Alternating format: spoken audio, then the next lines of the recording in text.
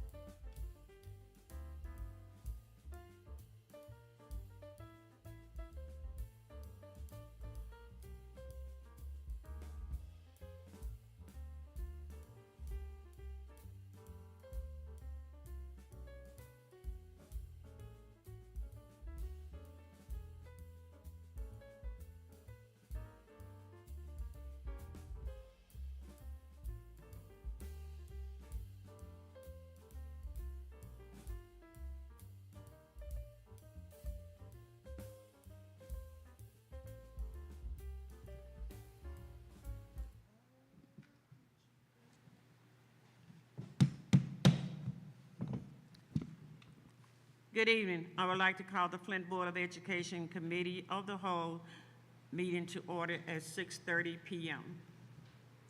Board members, as I call your name, please reply present for the record. Treasurer Luna. Present. Trustee Relaford. Present. Trustee King. Present. Myself, present. Assistant Secretary Treasurer McIntyre. Present. Secretary Perkins. Present.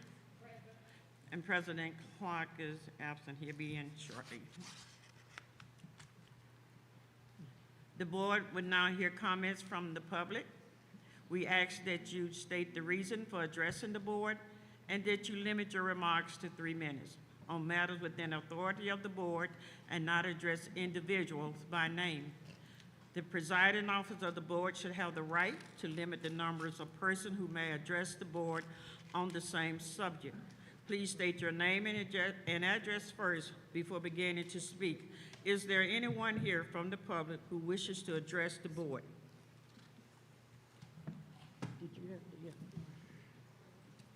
We ask that you just come to the microphone, state your name, Okay, you your want me to raise address, them? and where you're from. Thank you. Hello? Can you hear me? Yes, I can now. I'm Timothy Jones. I'm from the Sylvester Broom Empowerment Village. And you want my address, 4119 North Saginaw Street. And just coming to ask today if we don't have a good facility for our Junior Pistons League. We hold a Junior Pistons League that hosts about 200 kids. We're affiliated with the Detroit Pistons. And we're just asking that we are able to use maybe some of your facilities to host some of our basketball games for our kids.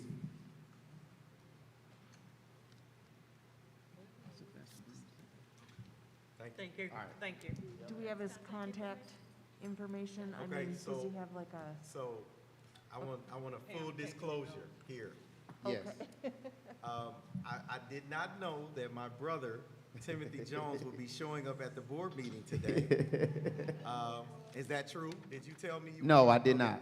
So, I think that it's appropriate for you to ask the board because you are affiliated with me as my brother. Yes. Sorry, this for the next meeting. I would Wait a minute. Oh, ask no, that you you're not. give I'm your sorry, you're right. information to our facilities team, Okay. and then we'll let them take it from there with our athletic director. All right. All right, so I want full disclosure. All right, here we go. I'm And Timothy then- Jones. yeah, next time you come to my board, get your braids done, please, sir. Friday, excuse me for my hair. He can be who he is. My phone number is 810-406-9112. Thank you. Your hair look nice.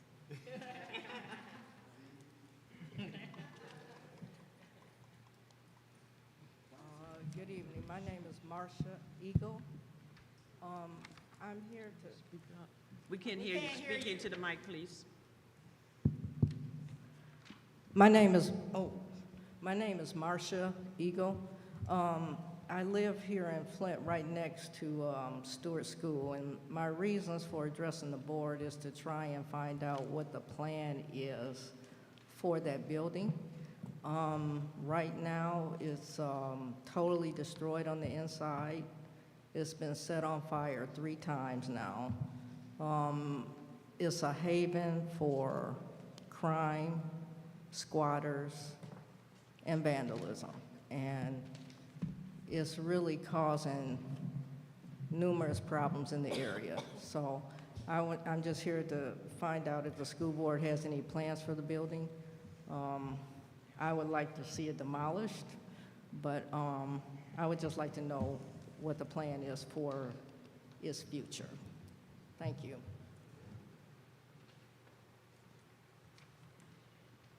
Is there anyone else that would like to address the board?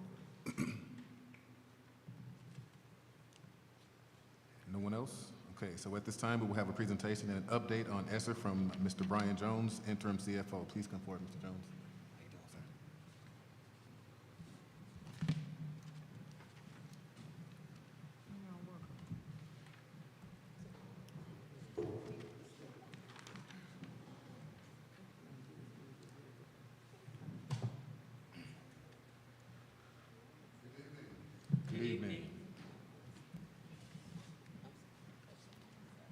Okay, we're going to go through quite a few numbers tonight, talking about these grants, so I'll walk you through them. At any point, feel free to stop me with any questions. Okay. Prepared a summary sheet called Analysis of COVID Grants. It is on the screen, and it looks like this, and the document is reproduced on the screen. And it lists the 8 grants that we had related to COVID in the past few years. What I'd like to start with are the last 4 grants, the ESSER, Benchmark, GEAR, Section 11P, and Section 103D2. Now, the last 2 of those, Section 11P and 103D2, are actually state grants, and then ESSER, Benchmark, and GEAR are federal grants. In each of those 4 grants, the district spent all the money that was allocated to the district for each one of those grants. They're all closed out, and you can see by the bottom line numbers that there's no outstanding balance. We did collect the money, and everything is okay with those. We've submitted final expenditure reports. There are no issues at all with those. Now, the 4 to the left are the biggies. Let me start by saying that ESSER 3, which is the third one, the third column, I have work in progress. That's what that WIP means right above it. So that one is still underway. We've not finished that one yet. So if I start with ESSER 1, let me point out that with ESSER 1, we did not spend about 2.4% of that grant. And I'll go through that in more detail in just a moment. That grant was for $9.4 million. ESSER 2, that grant was for $44.2 million. We did spend all of that. There's no balance outstanding. The final expense reports were filed, accepted by the state on behalf of feds. We have collected the cash, and that one is closed just like the 4 at the end that we talked about. The ESSER EQ, I'm going to save the ESSER 3 for last, but the ESSER EQ is another one that we had a few little issues with that. We spent about 80% of that money. The total grant was for $1,889,000, and we received about almost $1.5 million in revenue. Now, there's a second document I'd ask you to turn to that is labeled Supplemental Information dash ESSER. And let's see. It looks like this is it on the screen.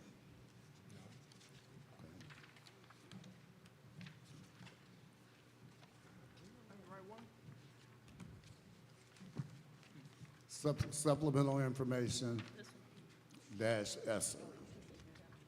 This one was in your email. Was it email? Oh, there's that too. It's not it, though. Is it this one? Oh, okay. Oh, duh. I just want to say, I don't see nothing. Everybody have it? Okay, so on this document, there are 3 columns here. These 2 columns, ESSER 1 and ESSER Equity, are similar in terms of the points I need to talk about. The ESSER 3 is separate, which is why I've divided it by this line.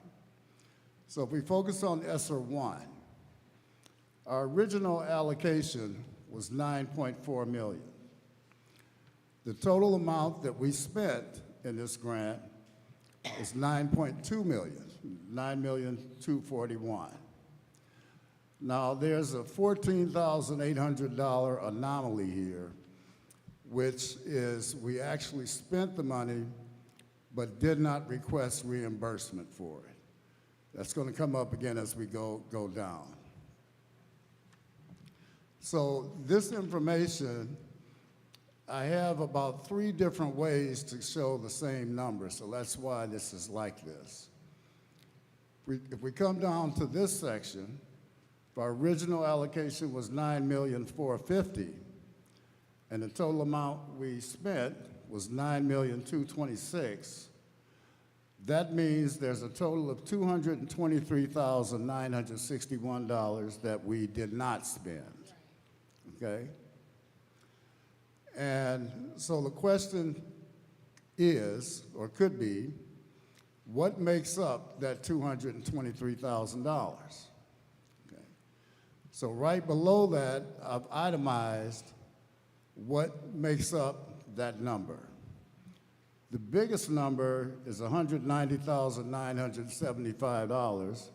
This was money that was allocated to the parochial schools, the non-public schools, and they did not spend the money, okay? Then the school district, you could say we did not spend this $18,000, but what it really is indirect costs. Okay, so the way indirect costs go, you get a grant and you get to a subtotal for all of the things that you're going to spend the money on. And then we have an indirect cost rate provided by the state of 1.85%. They allow us to charge 1.85% of the total amount that we spent to cover, let's just call it overhead. That would cover the cost, or it's supposed to cover, the cost of the business office, running payroll, utilities. Now, it's never enough to cover all of that, but that's the intent of it. It's called indirect cost. So it's not like we spend that money directly. Whatever we spend, we apply that indirect cost rate to it, and the district gets that revenue without having direct offsetting expenditures. So if our total expenditures were less than the original allocation, then we can only charge the 1.85% on what we have actually spent. So if the expenses are low, then that means the amount of indirect costs that we can charge would also be low. And that $18,000 represents the balance of the indirect cost that we were not able to charge the grants because we had not fully spent the entire grant, okay? Now, this $14,000, let me come back to that. In our books, on our financial system, shows total expenditures for this grant of this $9,241,231. Once that money is spent, the business office should prepare a reimbursement, a drawdown on the grants. And it appears that drawdown was not done for this portion. Okay. I did, at the superintendent's request, try to figure out why that happened. I don't have any hard evidence to say why that money was not drawn down. I would have to say that just using logic, or I'm presuming that at the time the drawdown was made, maybe the business office did not have all of the information they needed. Maybe there were some accounting transactions that got posted after the drawdown. And it's possible it could have also been a mistake. I just don't know why that happened, but it did happen. So because we weren't able to draw down the money, this $14,800, the state requires that when we report expenditures, that our expenditures must match our revenue. So we had to back out this $14,800 so that we could get to the total, what I'm calling reported expenditures of $9,226,000. which ties out to the actual revenue that we receive. So that's actually an adjustment so that we are consistent and we tie out with what we reported to the state. Okay. So, Mr. Jones, does that mean that our fund balance or general fund ate that cost? Yes, Okay, that's what that means. okay. Absolutely. Or could it be eaten in another grant? Well- I'm asking you that because I didn't ask you this earlier. Okay. No, because this grant is closed and it's in a prior year. Okay. Okay. Mr. Jones, Yes, can I ask you a question? sure. Would this have came up on our audit had you not brought this to us? Would this come up on our audit? Would this come up in the audit where they didn't draw down? It should come up in the audit, but sometimes there's a schedule of grants that the auditors prepare. It's included in the single audit report. And that number would show up as a reconciling item, but it's not a number that they would necessarily highlight because the materiality factor, that it's such a small number compared to a total grant of $9.4 million. To talk about the $14,000, the auditors probably would not highlight that in a presentation to the board. Okay, thank you. Okay. Yes. My question would be, it would not have shown up in the last audit we had, because that's the one came right after the pandemic. During Correct. the pandemic, I remember that kind of audited report. So when they did that audit report for that year, that 14 should have been somewhere in Yeah, that. it that's what I should thought. be in that report somewhere, right? Yeah, It's in I the think single audit report, and there's a schedule that lists all the grant expenditures. It has about 8 or 9 columns going across, and it lists the grants vertically. And that should show up as an adjustment or a reconciling item in that report. So you're saying that you had to balance your book, we had to still balance that 14,000 somewhere, and you said it ended up in the general funds for that period, for Right. that year. Because we actually spent the money, Right, so the cash is out the door. yes. We just did not collect the revenue to offset it. So when that revenue is not collected to offset it, the effect of that is that 14,800 hits the general fund. Okay. And by the way, that happens with any grant. Anytime we overspend something, or even if we don't overspend, but we don't collect all the revenue, then that difference will hit the general fund. So to be clear, this wasn't collected before ESSER closed. Correct. ESSER 1 closed. Correct. It And was, ESSER 1 closed September 30th, 2023. that's correct. And it was not detected at that time or fixed. 2023. 2022. 2022. Yeah. Okay. Yes. Thanks for correcting that. Okay. 2022. Okay, so as we continue to go down here, remember our number, the total number based on the original allocation and what we spent and what we received, that difference is 223,000. This is what makes up the difference. There's the 190,000 we talked about. That was the non-public schools, the parochial schools. They didn't spend that portion. And then there's the $18,000, which is really indirect cost. It's not a direct cost, but because we did not spend the entire allocation, the 1.85% of indirect costs is applied to a smaller balance, which results in a reconciling item or an unspent item, technically, of 18,000. And then I had to include the 14,000 that we spent but did not collect. And when you add those three components up, that reconciles the $223,960. Now, this group at the bottom, I'm just trying to condense this, excuse me. And so this 32,000 is really the 18 and the 14 added together. Okay? All right. Oh, thank you. Thank you. Yes.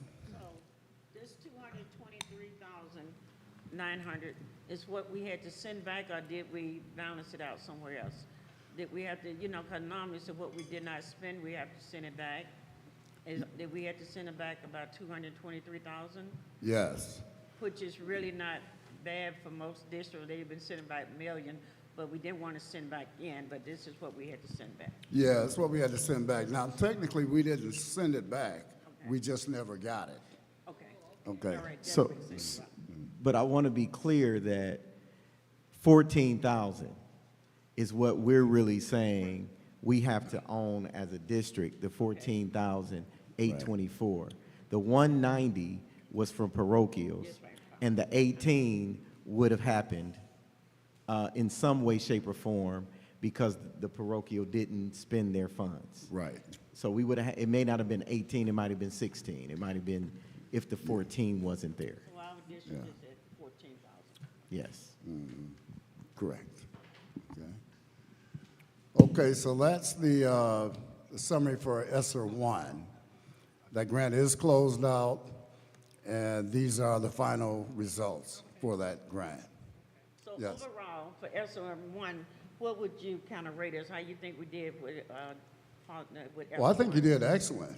I mean, you know, even if you include the 190,000 that the non-public schools or parochial schools did not spend, I mean, the total amount that you did not spend on the entire grant is only 2.4%. So that when you're talking about a $9.4 million, almost a $9.5 million grant, I would say that's a pretty good job.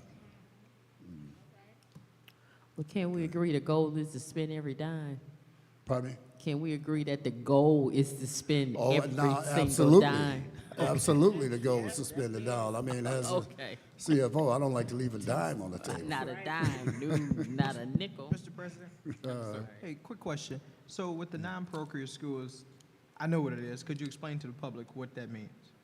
Well, we had to provide funds to the non-public schools, and I'm not sure I'm real clear on the legislation that required us to do that.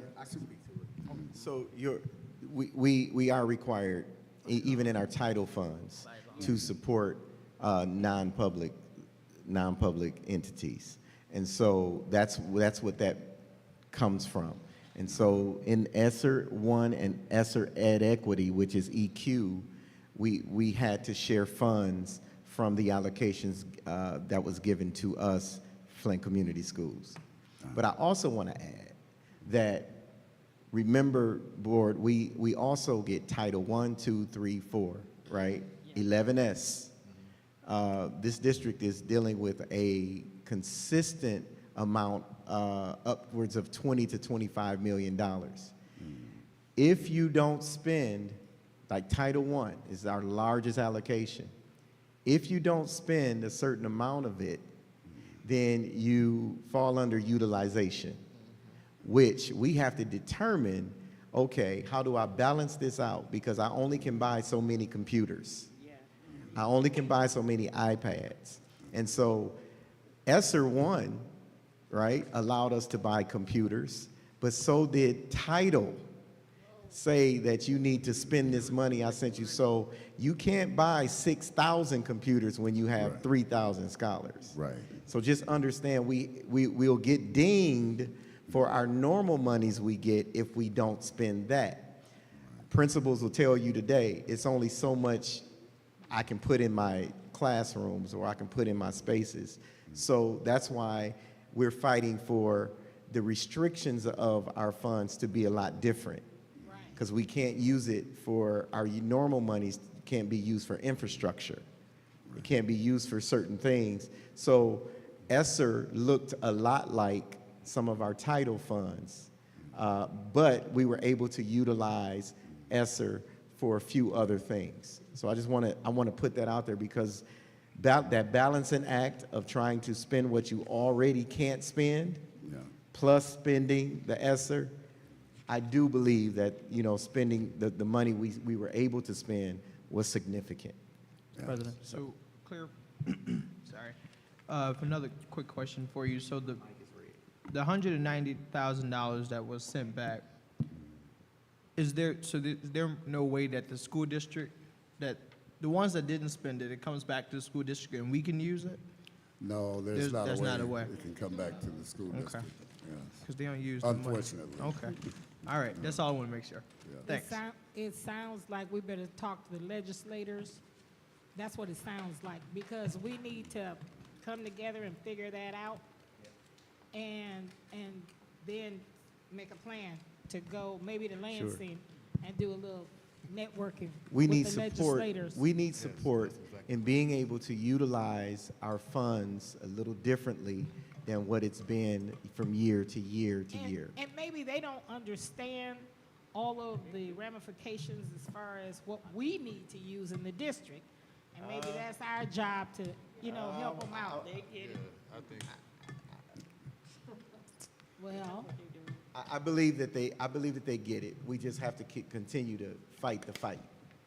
well, I'm ready. All right. Okay, so now moving to the ESSER Equity Grant. I've got it lined up exactly like ESSER 1. So our original allocation was $1,889,000.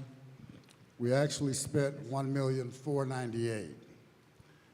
So the total expenditures that we reported matches the revenue that we collected, because we did draw down all of those expenditures. We did not have sort of a hiccup like in ESSER 1. Now, the point the superintendent just made is going to be illustrated in this grant. We did not spend, or the non-public schools, the parochial schools, same scenario with ESSER 1 we had with ESSER Equity Grant. They did not spend $31,000 of that allocation.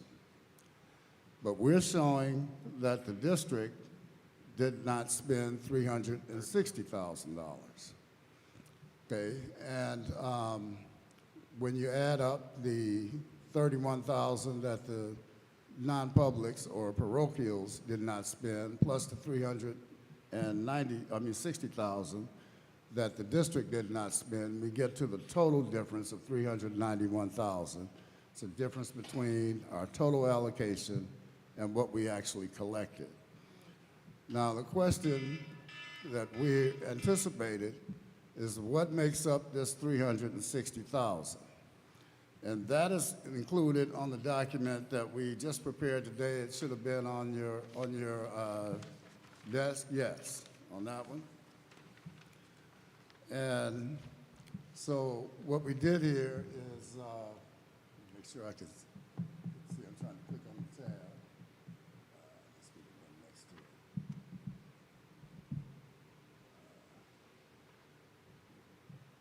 Oh, I actually don't have that here. You need But a copy? you have the hard copy. Do you need a copy? No, I have a copy. Oh, okay. All right. Okay, so with the document that you're looking at, you notice the first column says function, and you see 111. Those are the codes we use for the elementary schools. You see another column labeled object, or abbreviated to mean object, and there's a 4 and a 5. Any object number that begins with a 3 or a 4 is a purchase services type of account, and any object number that begins with a 5 is a supply account. So you can see that in this area, for elementary schools, in the ESSER Equity Grant, we had budgeted for $214,300 in purchase services, $521,000 in supplies. What we spent is in that column labeled actual, $108,000 for purchase services and $447,000 for supplies. So we did not spend $106,000 worth of purchase services. Those are hot spots that we did not purchase. We're back to the superintendent's earlier comment that there's no point in buying 6,000 hotspots, for example, when you only have 3,000 students. And there was not a way to repurpose these funds. There may have been an opportunity at some point. I can't really speak to what happened here in Flint in the past, where it's possible that a budget amendment could have been applied for and the state would allow you to move funds around. But I do know that when the ESSER equity came out, this was kind of at the beginning of the COVID pandemic. And a lot of districts were struggling with trying to understand the legislation, understand what was allowed in the grants, going out and purchasing all these supplies, hand sanitizer, hotspots, trying to figure out how to provide instructional services in a remote environment. And that was not only with the scholars, but also with the teachers. So we did not purchase $106,000 worth of hotspots for elementary schools, and that's why we did not spend $106,000 in that category. The same scenario in the next line, which is supplies, those were actually iPads. We had purchased enough iPads, and we did not want to purchase more iPads than we needed. So those two items come up to $180,000. This is, I'm trying to get to the 391 that we, the total here. Okay, so the next category is a middle school. 112 is a middle school. And there again, you see a number in brackets, we kind of overspent that line item by $72. That's not a problem with the grant because the amount overspent was so low, but the category was still underspent by $22,000. And there again, those were Chromebooks for grades 7 and 8 that we did not purchase because we had enough, and I believe those and Chromebooks, some of those are funded by Title I, if I'm not mistaken. Correct. And that's back to the superintendent's comment about if we spent the money here and not in Title I, there could be some ramifications for the district going forward once the ESSER dries up and we have to rely on Title I, so we had to preserve that. The next category, you see the function is 113, that's the high school. Same scenario there were about $49,000 worth of hotspots we did not purchase. As I keep going, the 221 is where our counselors and social workers, that's the category they are in. And there was a professional development, Capture Kid Hearts. I can speak to that. Okay. Yeah. So, Of course, as you all know, board members, we are hoping to get more days with our staff for professional development. And we did not have enough days because we used all of our snow days. We used all of our extra days from the state. We had no days that we can use to do this professional development due to how the contract reads. I don't want to go deep into that conversation. I hope you can understand what I'm saying.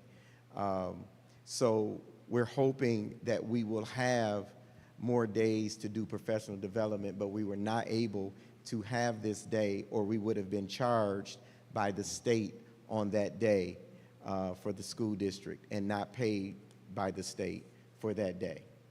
So I want to make sure you understand what that means. All right. And if the state had not paid us for that day, that would have cost a lot more than what we did not spend here. Okay, the next category is 225 represents technology. We just had a small amount that we did not spend there, $700 for video conference device for kids is what it's called. The next category is 283 is the human resources. And so here's one where in purchase services, we did not spend the full amount that was budgeted there of $10,000. So we underspent by $7,900. But on the very next line in supplies, we overspent by $7,400. So when you net those two lines, and that was for laptops. I put what we spent it on in the margin there. But when you add those two together, we came in under budget, or we did not spend $569. In this case, when we overspend in one line item and underspend in another, because they're in the same broad category that the state looks at, then the state does not have a problem with it. Now, if we had over or underspent greater than 10% of that broad category, now the state would have a problem. But at this point, the amount that we underspent and we're not able to get reimbursement for is only $569 when you add those two categories together. Then we go into another technology area. Mr. Jones. 284. Mr. Jones. Oh, I'm sorry. You got a Mr. question? Jones, I have a question for you. Sure. In looking at these figures, where the budgeted and the actual, what was actually spent, it just seems as though, if you were good with a pencil, okay, you could go over and under without, to stay up under the radar if you knew what you were doing. So in me looking at this, it just gives me the hint of that's what was going on with this, because it's just too, you know, for example, if you spend $10,000, the federal government is going to look at it. So I see a lot of people spend $9,999 because you stay up under the radar. I guess what's concerning me is, look, you know, 7,000 here, 14,000 there. You keep on with those small amounts, and when you get to the bottom of it, that's a lot of money that's been unaccounted for, and my question is, how long has this been going on? Not a question for you, but I'm just saying, it makes you wonder. But I just wanted to just put that note in my colleague's ear. Okay. Well, I'm not sure what happened in this case, but I can tell you that in some cases, sometimes, this can actually be a management decision. Let's say, for example, if there's a greater need for laptops in this particular area, the technology area, the administration can decide to overspend that line item as long as they are sure that the line item above it, that's in that same category, is going to have enough money available, you know, to cover that.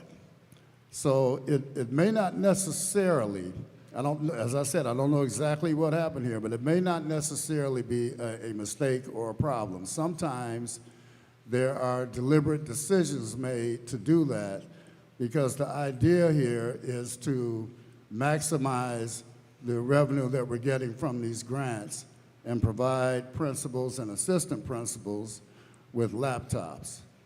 And so it appears that, or it could be that maybe the laptops cost more than what was originally budgeted.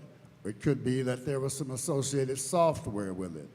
I don't know specifically what happened here, but this kind of thing happens quite frequently in grants, that where you have line items, that you have a category that maybe has 4 or 5 line items, and there'll be broad swings between budget and actual in those line items, but as long as that total comes in according to the guidelines that the state sets, then we will be good.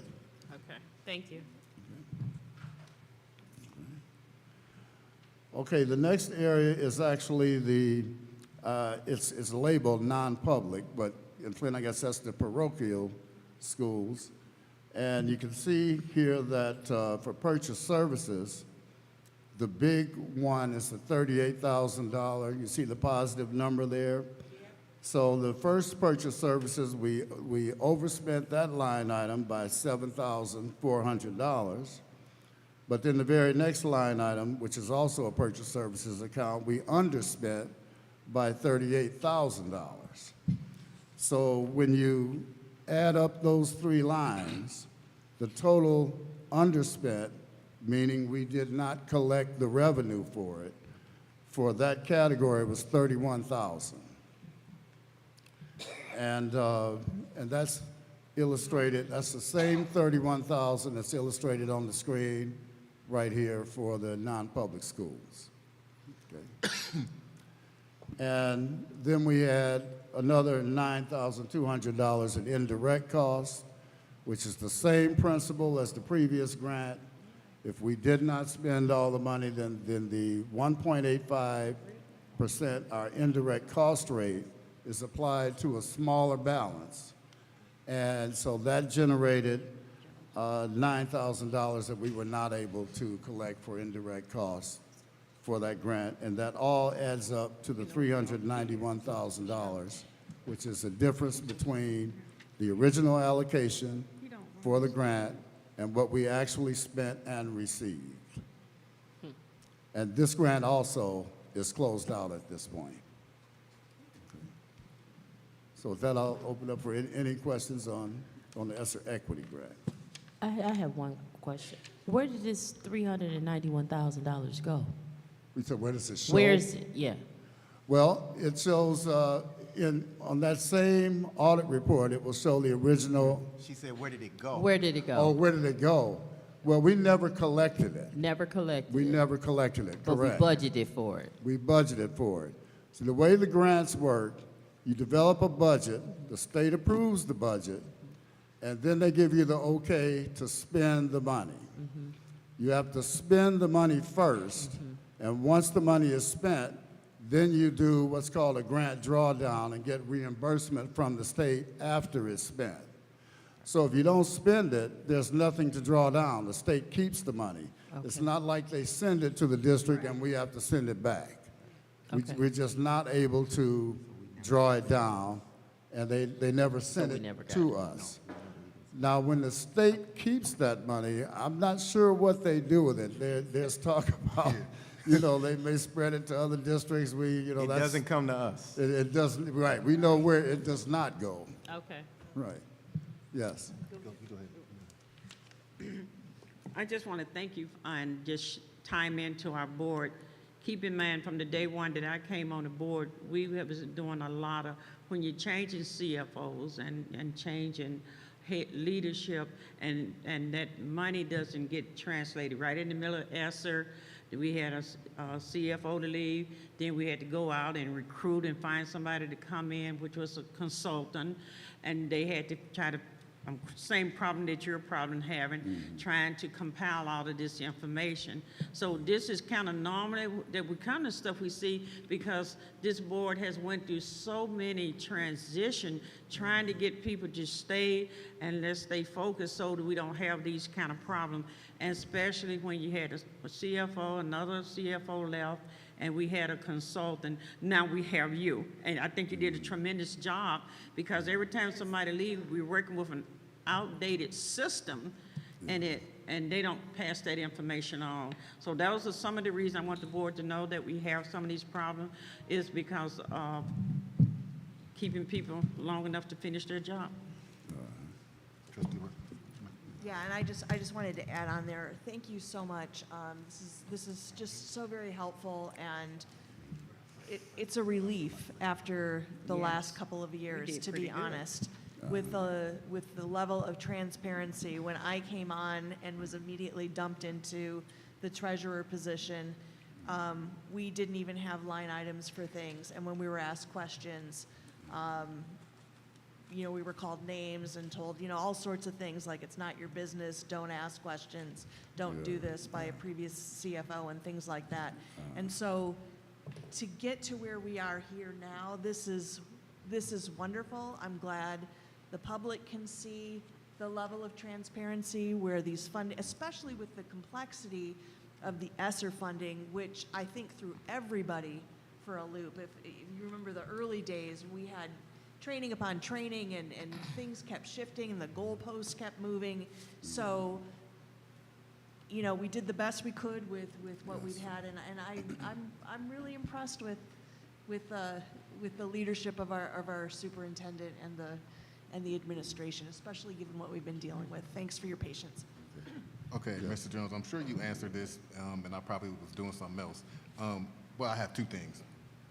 Should each line item kind of add up equally? When you say equally, Well, like I was just kind of adding up some of these, like if you add this one to this one, it equals this one with nothing left over, no remainders or anything. But no, the formula's in here. If you go horizontal, if you take the budget, the numbers in the budget column, minus the numbers in the actual column, right, that equals the numbers in the over-under column. right, it should equal. Okay? Okay. And then vertically, they add up each number that's bolded with the double lines is a subtotal for that category. And then the grand totals are at the very bottom of the page for each column. Okay, so that was the first thing. I just wanted to make sure that I was reading correctly. And the second thing is, at the bottom, I'm reading that the Flint Community Schools spent 98.9% of all the grant money that it was awarded. So that means we neglected to spend just 0.01% of what was Well, actually. 1 point. Yeah, No, 1.1, I was coming to that, but that's exactly right. And I think that speaks to the question I was asked earlier about how did Flint manage these funds?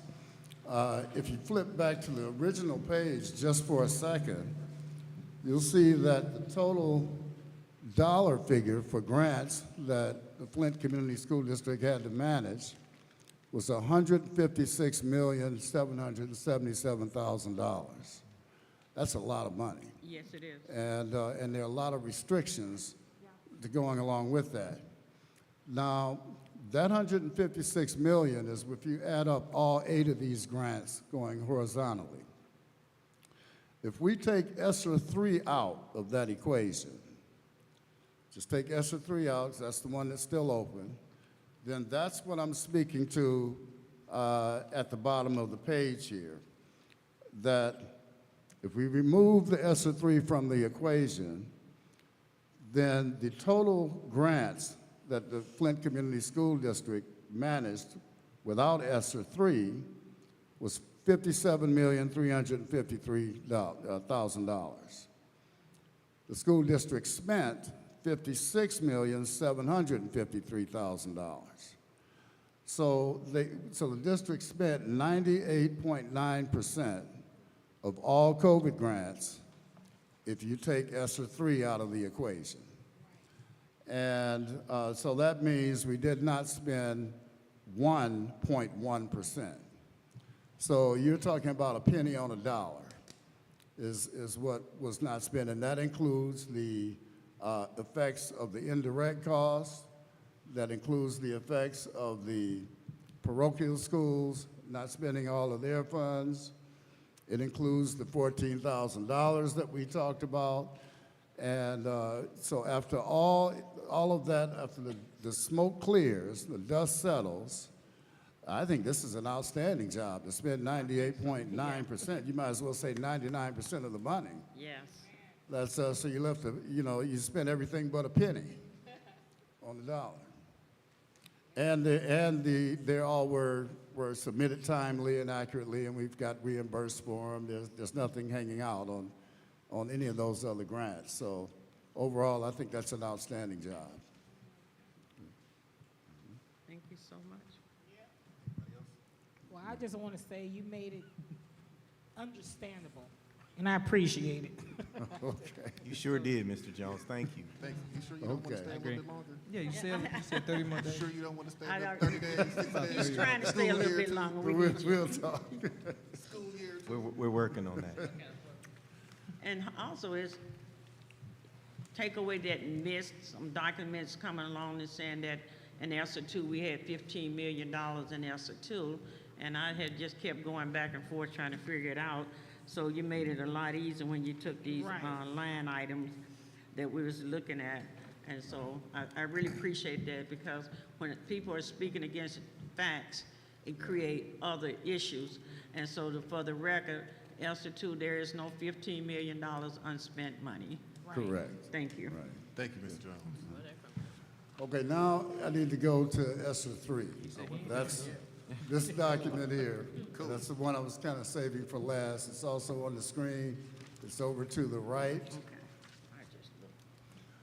So here, I start out with our original allocation, which means this is the money the state said, the total amount of the dollars that the school district will receive for this grant. Now, it's interesting that on the state's website, they still call this an estimated number. But that's the number, and they say that for every school district, but that's what we're hanging our hat on, because that's the number that's presented on the state's website. However, the state has given approval to spend $84,798,000. So there's still $14.6 million left that the state has to approve before we can actually spend it. And that approval process is we develop a budget, we send it into the state, there's some back and forth, we explain what we're doing. If they don't like it, they'll suggest some modifications. We'll make those modifications, send it back, and eventually they approve it and free up the money, and then we can move forward.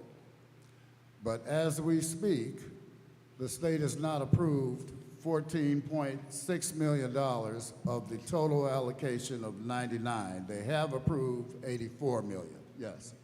Did I hear you correctly or incorrectly that we can't spend any of that until the last $14 million is approved? Say that again, I'm They sorry. haven't. Right, they haven't approved that $14 million. Correct, they have not They approved have that. already approved the $84 million. Yes, yes, that's correct. That's correct. Now, let's be clear. I want to be clear. It's already determined what the funds, we've gone through that process of determining what funds are spent on, but what we're doing now is sending it through for full approval, okay? So when you, and I want to acknowledge this, 20% had to be spent on academics. Yeah. Yes. All right, and so when you talk about some of those funds, some of that 14 million, 9 million of it is academics that we have to continue to work out. We're working that out now, and we're working out what we've already approved Yeah. to make sure it goes to MDE. All right, so myself, Mr. Jones, Ms. Therese Nag, and some of our support team is working that out, and that'll be going to them in the next week or so. Okay. All right? Yes. Also, Superintendent Jones, that 84 million, we know we approved it through the board. New board members that have those documents, but we approved that for. Sure, absolutely. So you want the allocation document like we had before? Yeah, Okay, so sure. they can see what we had already. Absolutely. Approved. Okay. Okay, and let me just Make a note of that. remind the board again that this information was presented based on the information in our system and the information that we have as of August 3rd, Okay. okay? So currently, we're showing $17.8 million worth of expenditures in our system. We've already spent 17.8. Okay. Our revenue currently in our system is showing 15.2 million. So this says that we have $2.5 million to draw down Okay. so that our revenue will match expense. So right now, the general fund is carrying that burden until the state sends that check. We intend to do that drawdown by the end of the month, before the end of August. Having said that, that number will be a lot larger than this 2.5 million. This is just what it is right now. Right. It's going to grow because we're looking at moving more expenses into the ESSER 3 grant. This is where the supplanting comes in, where we're moving costs from the general fund, personnel costs, for a wide range of employees that ordinarily would hit the general fund. We're moving them into this ESSER 3 grant. This is also what we talked about, I think, a couple of meetings ago, when we talked about when this ESSER money dries up, that those costs that we are now putting into this ESSER 3 grant will now fall back on the general fund. And that's why the board needs to be very careful about commitments that we make, because we could face a cliff Yes. once these ESSER funds dry up. And if you're looking at it on paper right now, it looks like we have a lot of money, and we do. But it's earmarked. It's not general funds money. We can't do with it what we please. We have to follow through with what the state has approved. Okay? So make sure I hear you right. Where it says summer personnel, other expenses, and then estimated total expenses, that's, so $21 million would be attacking the general fund after September 2024. Yeah, we're looking at moving it out of the general fund and into the ESSER 3 grant. But that we want to get a good solid drawdown by August 31st. But remember, this grant doesn't expire until next year. So we still have another year to spend the rest of the money. Oh yeah, so I just want to make sure I was clear. So what we're spending out of ESSER 3 right now is summer personnel and other expenses? Those are estimated expenses that we're looking at taking out of the general fund and putting into ESSER. So those are not included in the $17.8 million that's already spent.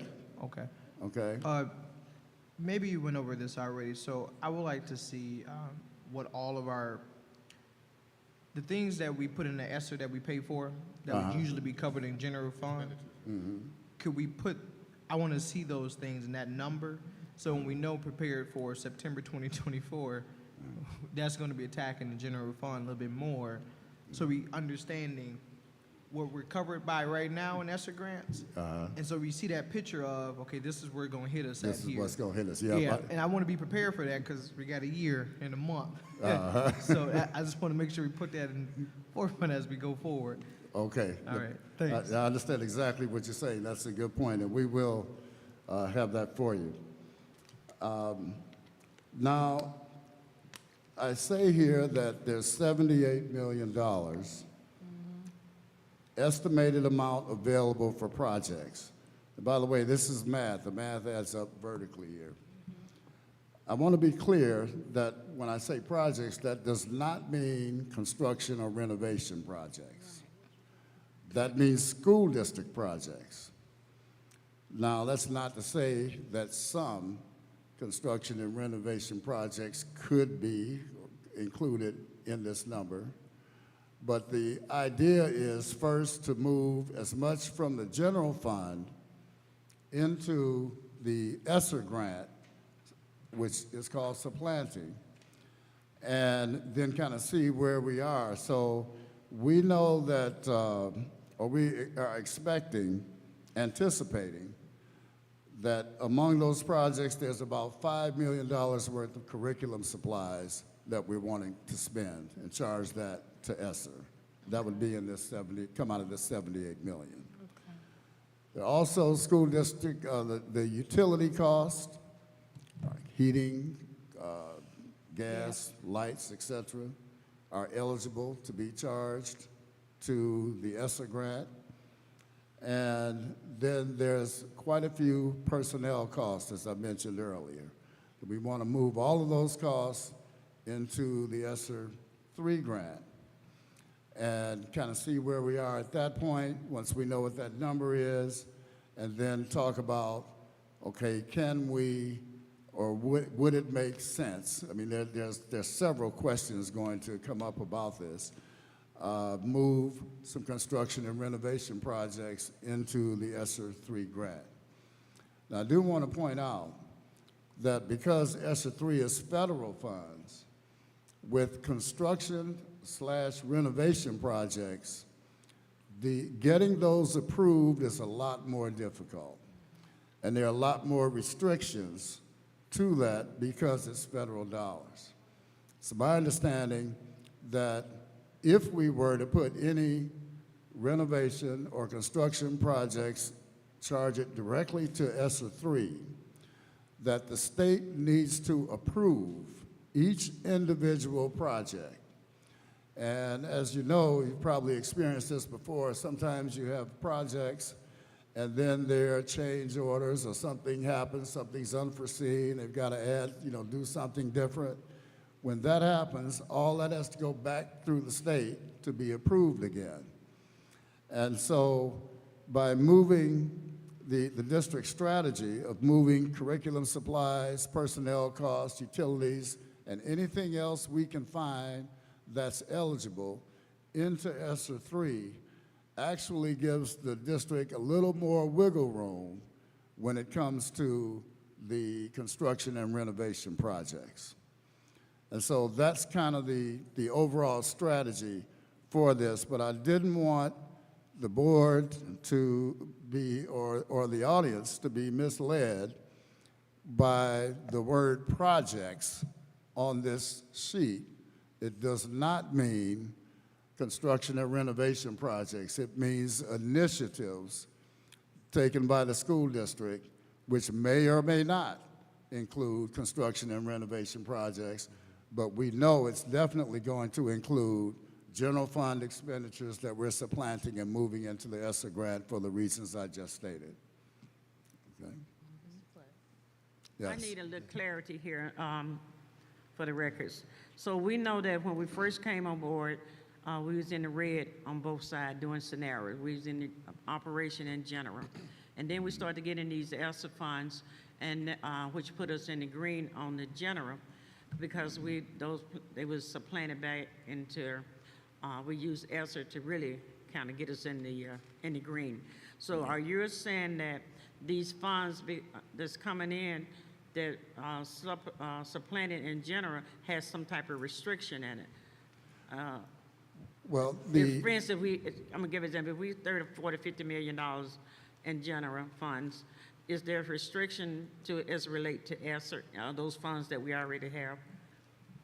Well, the funds that are currently in the general fund, before those funds are spent, there are considerably less restrictions on how the district spends general funds. Now, there are restrictions, but not as many as there would be in a federal grant. Okay. Okay, so what we're talking about doing is taking funds from the general fund, and since ESSER will allow for it, putting them in ESSER, in other words, putting them in another bucket, okay? And then that frees up room for renovation and construction projects. And because those would be paid out of the general fund, there would generally be fewer or less restrictions on how we spend that than it would be if it were in ESSER 3. Okay, thank you. Okay, yes. So, and it's important to reiterate, these are one-time funds. One-time These are not funds that's going to take us into perpetuity. Right. So understanding the one-time funds, one of the things we could not do with these funds is negotiate wages, Right. So because whatever you do with wages will go into perpetuity. That's right. And many times when people see that you have a fund balance, the thought is that you have enough money to take care of my yearly wage, right? And these are one-time funds. So after a while, these funds will be gone and the district will still have the expenses that it occurred and decided to pay for at that time. That's why doing renovations and doing things for the future for our scholars has been what we have targeted for these funds that are coming in and have been supplanted into our general fund. So I want to make that plain because I get that question a lot.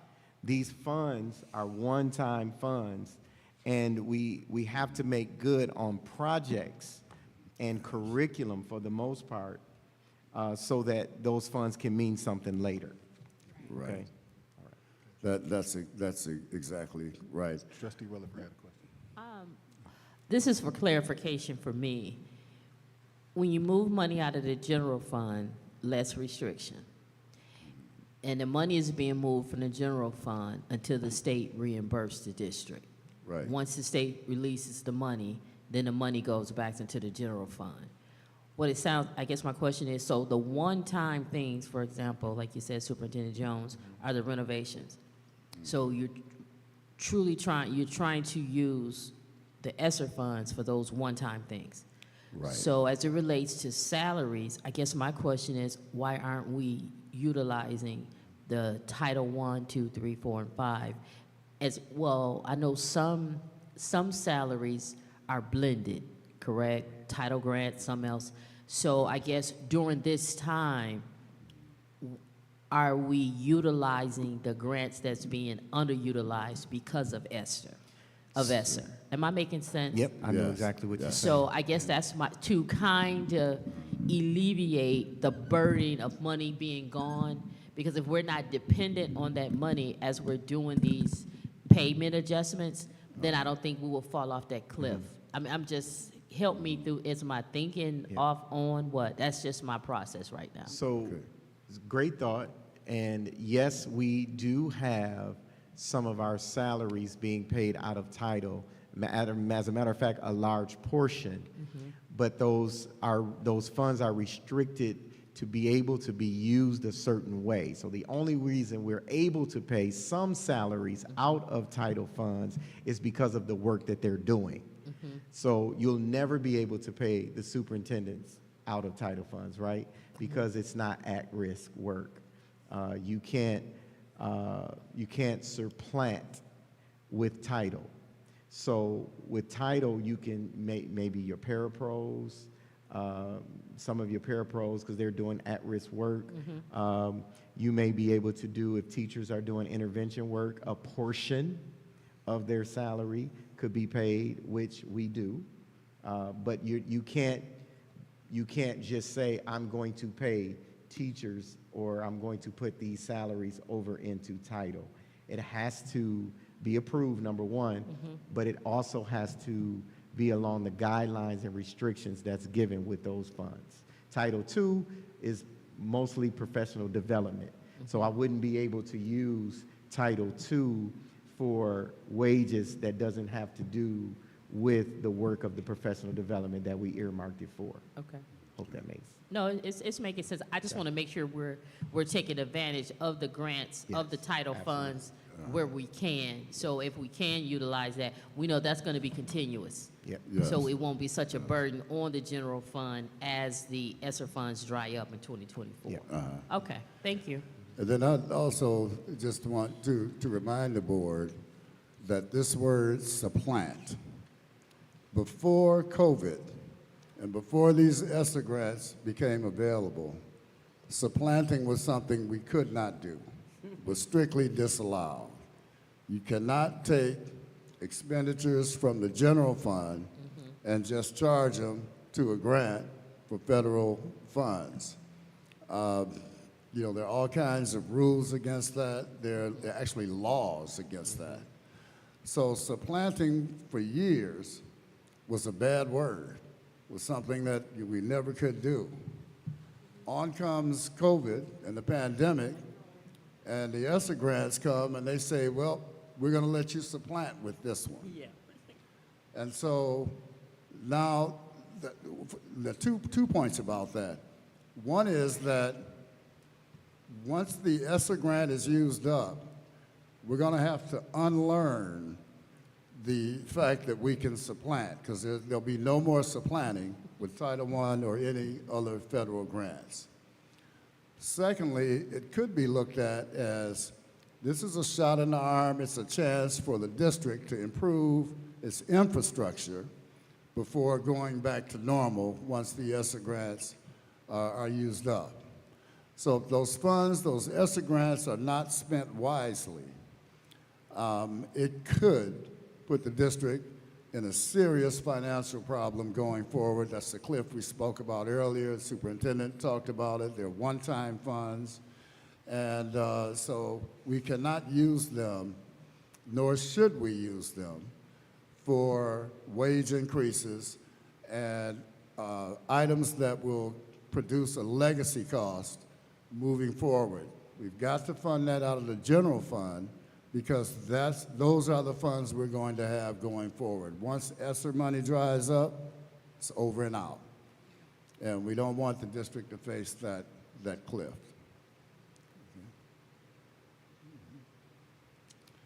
All right. Okay. Now, the rest of the documents here, I just gave you, there's probably more than you wanted to see, but I took each individual grant, they're about 3 pages, and just itemized what we spent by year, so you can see that. But they're summarized on this cover sheet, but you do have those other documents.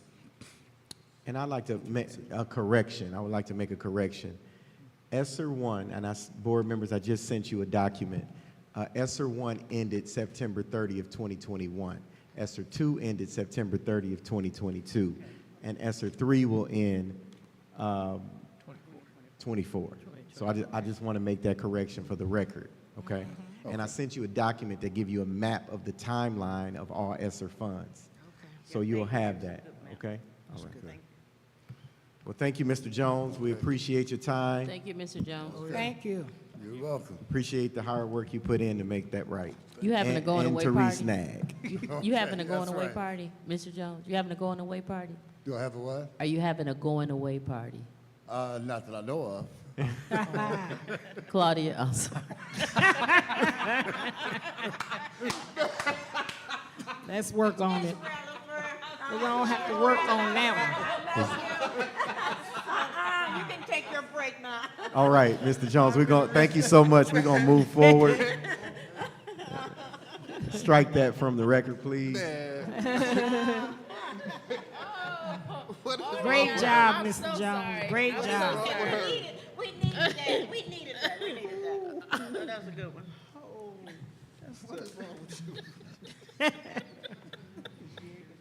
All right. Okay. Back to, okay, sorry. Back to the grind. Back to, yeah. No, we just gonna, because everybody did it. We did it already. But do you want Mr. What's his name to do it? Come forward, we got another presentation, MDU? Yeah, we got MDN part, right? I do have MSU here tonight and also our Clark team to talk about the Washington demo. But I don't know how long the governance committee action It shouldn't take long. is going to take. I just didn't want to have. It was just an approval. I think that's quick and easy, right? Yeah, we're just moving that over to your It's in the action meeting, to your Okay. next meeting. Yeah, so, All those, yeah. So, Okay. yeah, this Okay. shouldn't take but a second. All right. okay. All right, so thank you, Mr. Jones. So continuing with the agenda, I now turn the floor over to Trustee King for the Human Resources Committee portion of the agenda. All right. I'd like to call the Human Resources Committee of the whole meeting to order. I will now call upon Superintendent Jones to present action Oh, I didn't to the see board. that one. I seek a motion and a second from the board to move Resolution 1.2 Personnel Recommendations to the regular board meeting on August 16th, 2023 for adoption. Support. So moved. There's a motion? Yeah, oh, yeah. You make a motion? I'm making You a have to make motion the that we motion. move the Get somebody 1.2 personnel recommendations to the, Sounds good. There's support? Support. Laura supported. Okay. Oh, okay. It's been moved and properly supported. During the discussion. I have a question. Trustee Rutherford. This position was brought to my attention by Ms. Pascal, who has several years of service with the district. And I guess my question is, when did this position be posted? When was it posted? Was it after April 2023? Are you asking me? Whoever would know. I can't answer that at the moment of when this was posted. I can't answer that question. Okay, so my question is, when the teacher, Ms. Pascal, applied for it, she was instructed, she was told by Debbie, is that her name, in HR, that if she wanted that position, she should have applied for it before April. So, to me, if the position was available, okay, but if it wasn't, we have an issue. This person has seniority, This person is, I think she has over 20-plus years of experience. She has several endorsements. And in looking at this candidate right here, Point of information. sure. What What's your point? Oh, I'm You talking about the social studies teacher? social studies. Yeah, that's what we're talking Okay, about. okay, the I'm one- sorry. I okay. apologize. I'm sorry. No, no, no. You're okay. I guess I didn't. didn't. I wasn't clear on what I was saying. My question is, she wasn't able to apply for it, and I just want everything to be fair. You can't. I'm not saying who to hire, but can everyone have an opportunity to be interviewed, especially when they have so much seniority in the district and endorsements in that area? I'm gonna answer by saying, I don't know that just because a teacher make a statement that is true. Well, I guess, Michael, that's why I asked you, when was it posted? That's why I started off with that. And that should be an easy fix, just to pull it up and see when it was posted. Because if you're just not feeling it, I'm going to assume it wasn't vacant in April. It can be pulled down. Like, teachers don't, I guess my question is, if she contacted HR, the question is, when was it posted? I would have to talk to HR about that. Okay, so that's my concern. That's my only holdup on this right here. Just want to make sure that we're making sure that we're putting our best teachers in position so that our students can get exactly what they need the first time. I got a point All of right. information. So, point of information, what's your point? The I don't want to say her name, but the teacher that you mentioned, she has 20 years plus. Yes.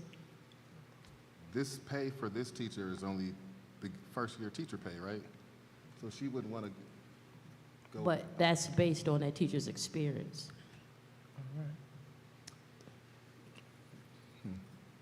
Are you done with that? Yeah, was a good point. That was a quick wanted to point. know. All right, Trustee McIntyre. I guess this is similarly a point of information.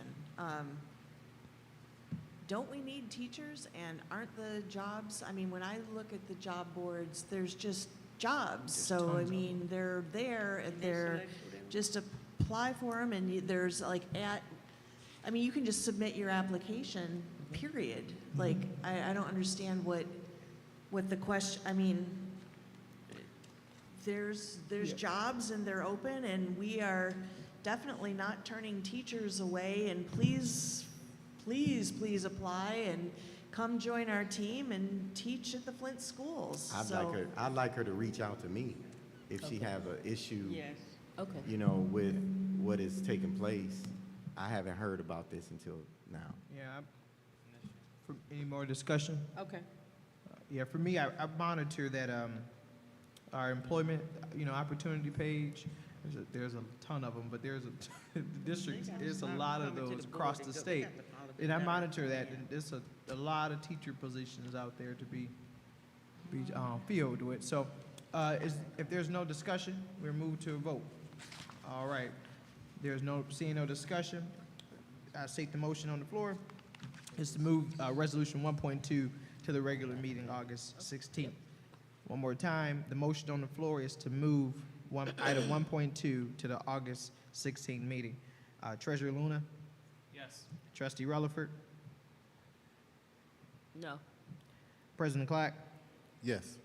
Vice President McNeil? Yes. Trustee McIntyre? Yes. Secretary Perkins? Yes. Myself, Trustee King, yes. All right, motion passes 6 yes, 1 no. All right, board members, in your packet located on page 6, information on retirements, resignations, and rescinded/decline positions. Do any board members have any questions? Okay, seeing none, thank you, Mr. Jones. I see no further business. I declare the HR Committee of the Whole meeting adjourned. Okay, I now call on Superintendent Jones to present action items to the board. Wait, is that?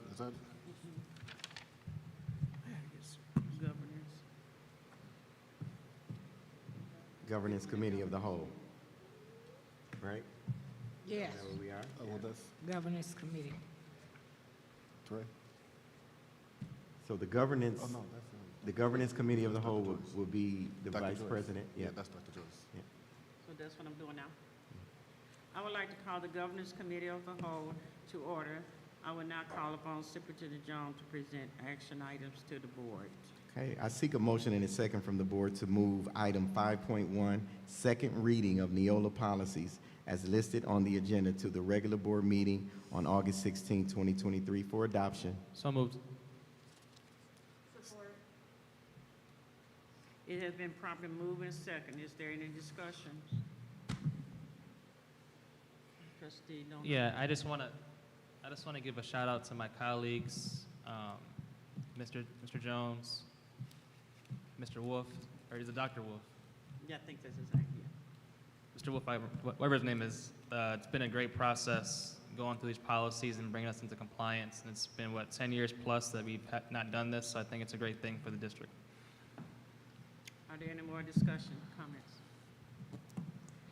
Seeing no further discussion, the motion to move item 5.1, second reading of NEOLA policies as listed on the agenda will be conducted by a roll call vote. As I call your name, please say yes or no. Treasurer Luna? Yes. Trustee King? Yes. Trustee Relaford? I'm abstaining. President Clark? Yes. Secretary Perkins? Yes. Trustee McIntyre? Yes. And myself, yes. 6 yes and 1 abstain. Seeing no further business, I declare the Governing Committee of the Whole meeting adjourned. I now turn the floor over to Treasurer Luna for Finance and Operation Committee of the Whole. Thank you, Vice President McNeil. I would like to call the Finance and Operations Committee of the Whole meeting to order at 7:53 p.m. Before I do start with the script, I do want to just apologize to my committee members. I had an emergency Monday. I called Mr. Jones, but I didn't have a chance to reach out to you guys. So typically, I would give you a call because you're the assistant treasurer, but it was real quick. So I want to say that these items have not come before the Finance Subcommittee, but I think today we can ask questions and go into discussion. So, Executive Assistant let everyone know. okay, good, good. Yeah. Perfect. All right. In that case, I will now call on Superintendent Jones to present action to the board. I Thanks, seek a ma'am. motion and a second from the board to move Resolution 11.1, authorization to purchase Microsoft 365 licenses renewal for 2023 to the regular meeting on August 16th for adoption. Is there a motion to move it? Mr. Chair, Trustee King? I make a motion to approve, to move 11.1 to the regular board meeting. Support. All right, it's been properly moved and supported. Is there any discussion? Trustee McIntyre. I'm just double checking about the numbers. Are you going to answer questions about the numbers or? Okay, all right. Thank you. Okay, all right. I just wasn't sure if it was Mr. Jolly who needed to answer this or if you. Yeah, it might have to go to Sam Jolly to actually be answered. Okay, all right. So this is just a renewal of the licensing, and do we just do standard 600, 4,000, 2, 2, and 10? Is that what the standard? That was the renewal price that was provided, yes, to renew these licenses. Okay, and it's in your valuation, this is just, I'm not up on the prices for I'm shocked though, my gosh. It's- Inflation's hit everything. It is. Okay, so that's the only question I had, just Okay. to, check the numbers, just to do my due diligence. Thank you. Is there any more comments or discussion from the board? All right, seeing no further discussion, the motion to move Resolution 11.1, authorization to purchase Microsoft 365 licenses for renewal for 2023, it's a mouthful, to the regular board meeting for adoption will be conducted by a roll call vote. As I call your name, please say yes or no to approve this motion. Trustee Relaford. Yes. Trustee King. Yes. President Clack. Yes. Secretary Perkins. Yes. Assistant Secretary Treasurer McIntyre. Yes. Vice President McNeil. Yes. And myself, Treasurer Luna, yes. The vote is 7-0. Motion passes. I seek a motion and a second from the board to move Resolution 11.2, authorization to complete Metis's graphics at Doyle Ryder to the regular meeting on August 16, 2023 for adoption. Mr. Chair, Trustee King? make a motion to move 11.2 to the regular board meeting. All right, has been moved. Is there support? Support. All right. It has been properly moved and supported. Is there any discussion on Yes. 11.2? Just like to President know Clark. specifically what is the Metis's graphics? I couldn't hear the question. I'm sorry, I'd just like to know specifically what is the Metis's graphics? What is that? What is it? Metasys is our controls. Mr. Hanson, proceed. that Can you go- turn his mic up, please? Yeah. But this is But I John. was speaking into the mic. Okay. So Metasys is our control graphics where we're able to interface our heating and cooling aspects in the building. That was it, I just wanted to know what it was. Treasurer Luna? All right. Trustee Relaford, then Trustee McIntyre. Mr. Henderson, whenever I see Johnson Control, I get nervous. So is this a rework, something that they had to come back and do and complete, or is this something new? This is something new that's tied in after we completed the Doyle Ryder project just recently. This is the graphics interface. So I guess for me, I would like to talk to Johnson Control. Yeah. Me too. Me too. Have they been before the board, you guys? They have, but not since you all. Not us.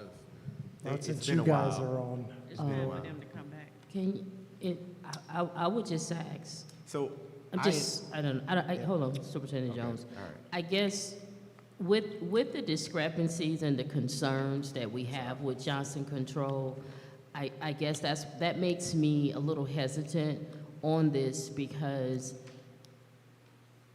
why give someone another project when they messed up the first project? True.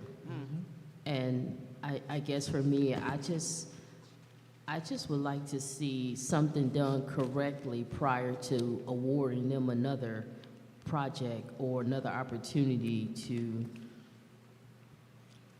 I don't know the word I'm looking for right now, but Johnson Control concerns me. Yeah. Thank you. Yes. Trustee McIntyre, and then Dr. So do you even know do you know the specifics of this, or, I mean, this Yes. just, okay, what is this? I mean, I know what it is, but my question, I guess, because I'm angry and frustrated, Johnson Control is on my last nerve, and we've got an invoice or a RFP, a proposal for, I mean, it's not a lot, right? It's under 9,600, yeah. It's under $10,000, right? Okay, but it's for labor. And it's also for labor or material not specifically described above.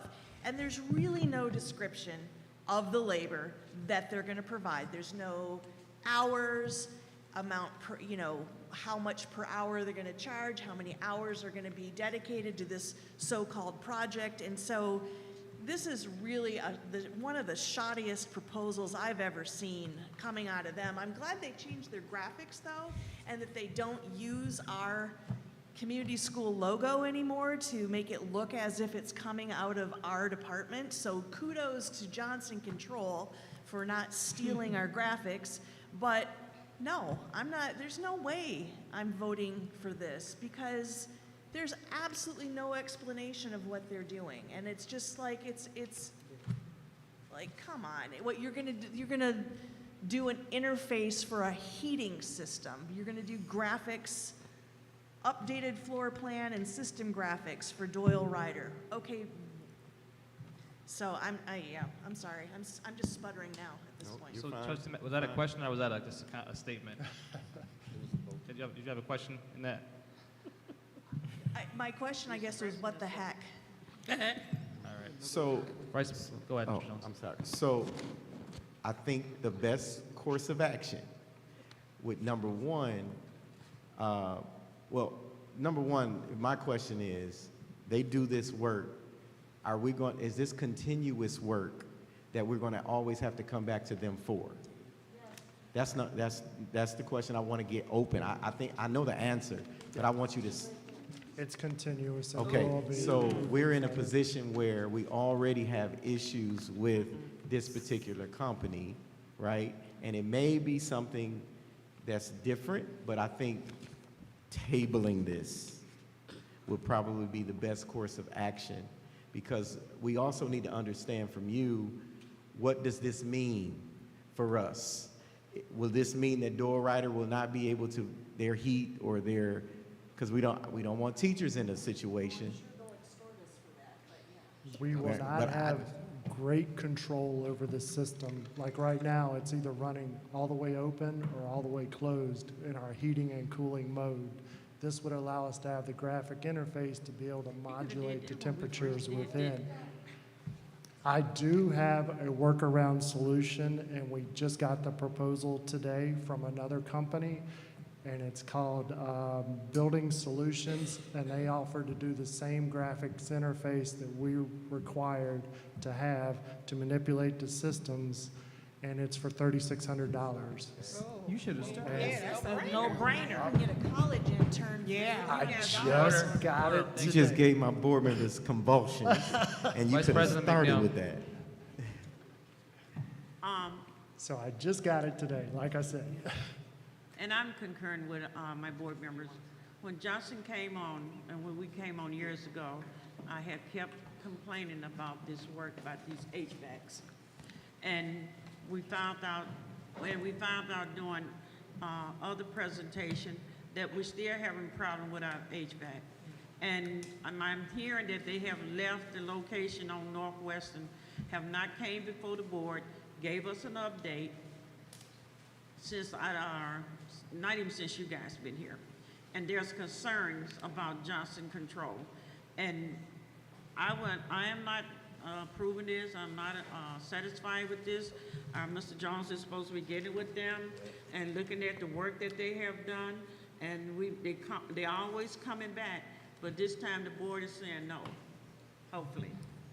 All right, so first, Vice President, sorry, Trustee, for you first? Yeah, President, go ahead. I just have a question. Is this the company that makes a practice out of like coming at us with lower money and lower bids and then asking for more money down the line? Is this the same company? That's y'all. Without doing the, Them HVAC, Yeah. we're not doing those HVAC, yeah, I just wanted to make sure this. millions of dollars living over Northwestern. We can vote this down. So I'm going to say this, Board of Education, it shouldn't, this should probably be, Table. no, this shouldn't, not just table, but this should have been, I'm going to own this coming to you. I'm going to take responsibility for this coming to you. It shouldn't come to you, and we have not dealt with the other issues with JCI Right. that we have already talked about in their contract. Right. So I'm going to own this, point this to me, and I'll take care of it from here. All right. So, okay. Trustee King, So you we made, need to table it. you made We the should original table it. motion, so do you want to, Yeah. Send it. Yeah, I want to, would you want me to just vote it down the whole way? We could just So- vote it Well, down, it's already a motion, so I would, just vote it down. Yeah, we can just vote Yeah, it we Yeah, down. just vote it vote down. it down, Yeah, it's we can vote it easier. okay, okay. Well, seeing no further discussion, the motion to move Resolution 11.2 to complete Medisys graphics at Door Rider to the regular board meeting for adoption will be conducted by a roll call vote. As I call your name, please say yes or no to approve this motion. Trustee Relaford, Man, I tried to get you before you said something. did you want to Can I- speak? They're not Right, answering. yeah. So I guess for me, can we say nothing else for Johnson? Yes. So that, Mr. Henderson, you'll know, nothing else for Johnson until everything that they need to correct is corrected? Is that what So I'm wanna hearing you make say, amendment to Mr. the Jones? motion? I need to look into this some more. Okay, because I I guess don't for wanna me, put some- I don't want Johnson I hear Control you. coming up again. You don't have to worry about that, Okay, because it won't come beyond my desk until we handle this Okay. situation. I just wanted to hear you say that. So, Thanks. with that comment, Trustee Relaford, are you I'm good? I'm good. I Okay. just wanted to hear you say that. All right. Yeah.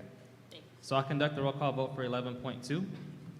Trustee Relaford, No. Trustee King, No. President Clack, No. Secretary Perkins, No. Assistant Secretary Treasurer McIntyre, No. Vice President McNeil, No. and myself, Treasurer Luna, no. The vote fails by a vote of 7-0. All right. Mr. Jones, proceed. Give me a recovery second here.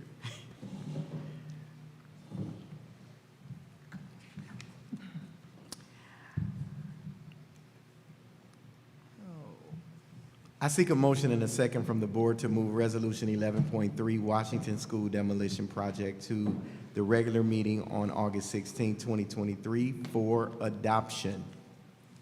Mr. Chair, Trustee King. I make a motion to approve 11.3 to the, to move 11.3 to the regular board meeting.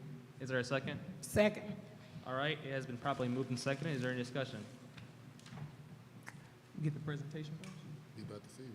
I guess we can, yeah, you guys go at first and then we'll have questions. So we have a little presentation here to present forward. And just for the record, Chris, could you just have, Okay, we know? we'll do presentations first as to who. I'm Chris Henderson, Director of Operations. Chris Henderson, Director of Operations. Dave Warner, Senior Project Manager for Clark Construction.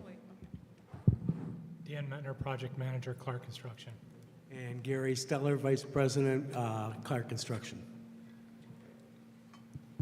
So before we even get into that, if the board, I would rather the board ask their questions before we just do a presentation that they didn't ask for. Yeah, I guess I give my first question then. Yep, so I would rather the board be Okay. able to ask questions, and then if the presentation is necessary, then we'll move to that. All right, so I have two questions.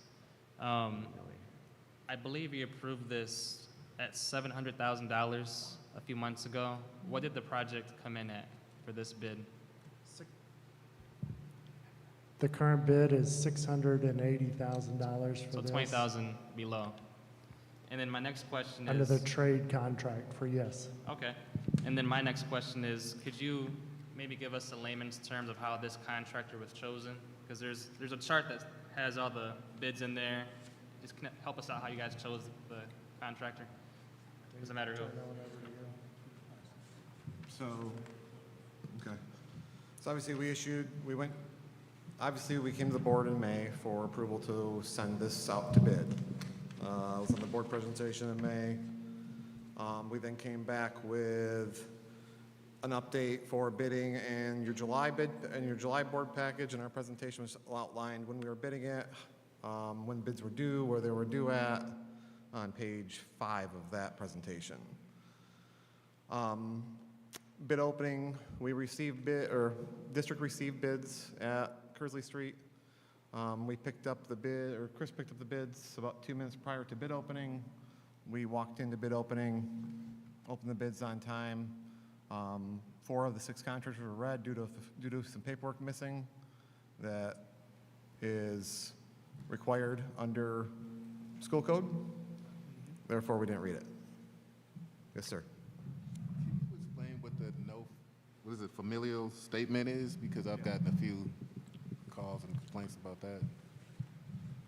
So, having done schools for some number of years, it's been our understanding of the school code that there's one document that the school code requires to be in a bid that the district cannot change that requirement.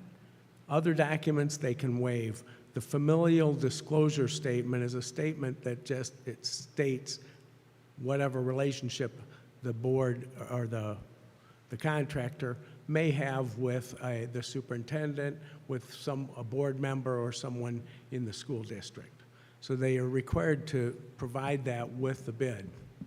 Now, this one gets a little bit gray in that through the years, as we've bid these projects, that law applies to all construction work. So as we've bid demolition work, selective demolition within buildings, or a complete building addition off the building, and had some other work in those packages for the demolition contractor, maybe site work to restore the area, or concrete work back in place. We've always required that familial document to be in there, and if it's not in there, we haven't read the bids. It's not all that unusual to get, well, I guess it is fairly unusual not to receive those with bids. We probably, in bidding $250 million a year, it probably happens on schoolwork maybe 15 times in a year. This is the first time I've experienced it happening with a complete demolition, and there's site work involved with this to restore the surfaces, and then there's also concrete work. So there is work back in place.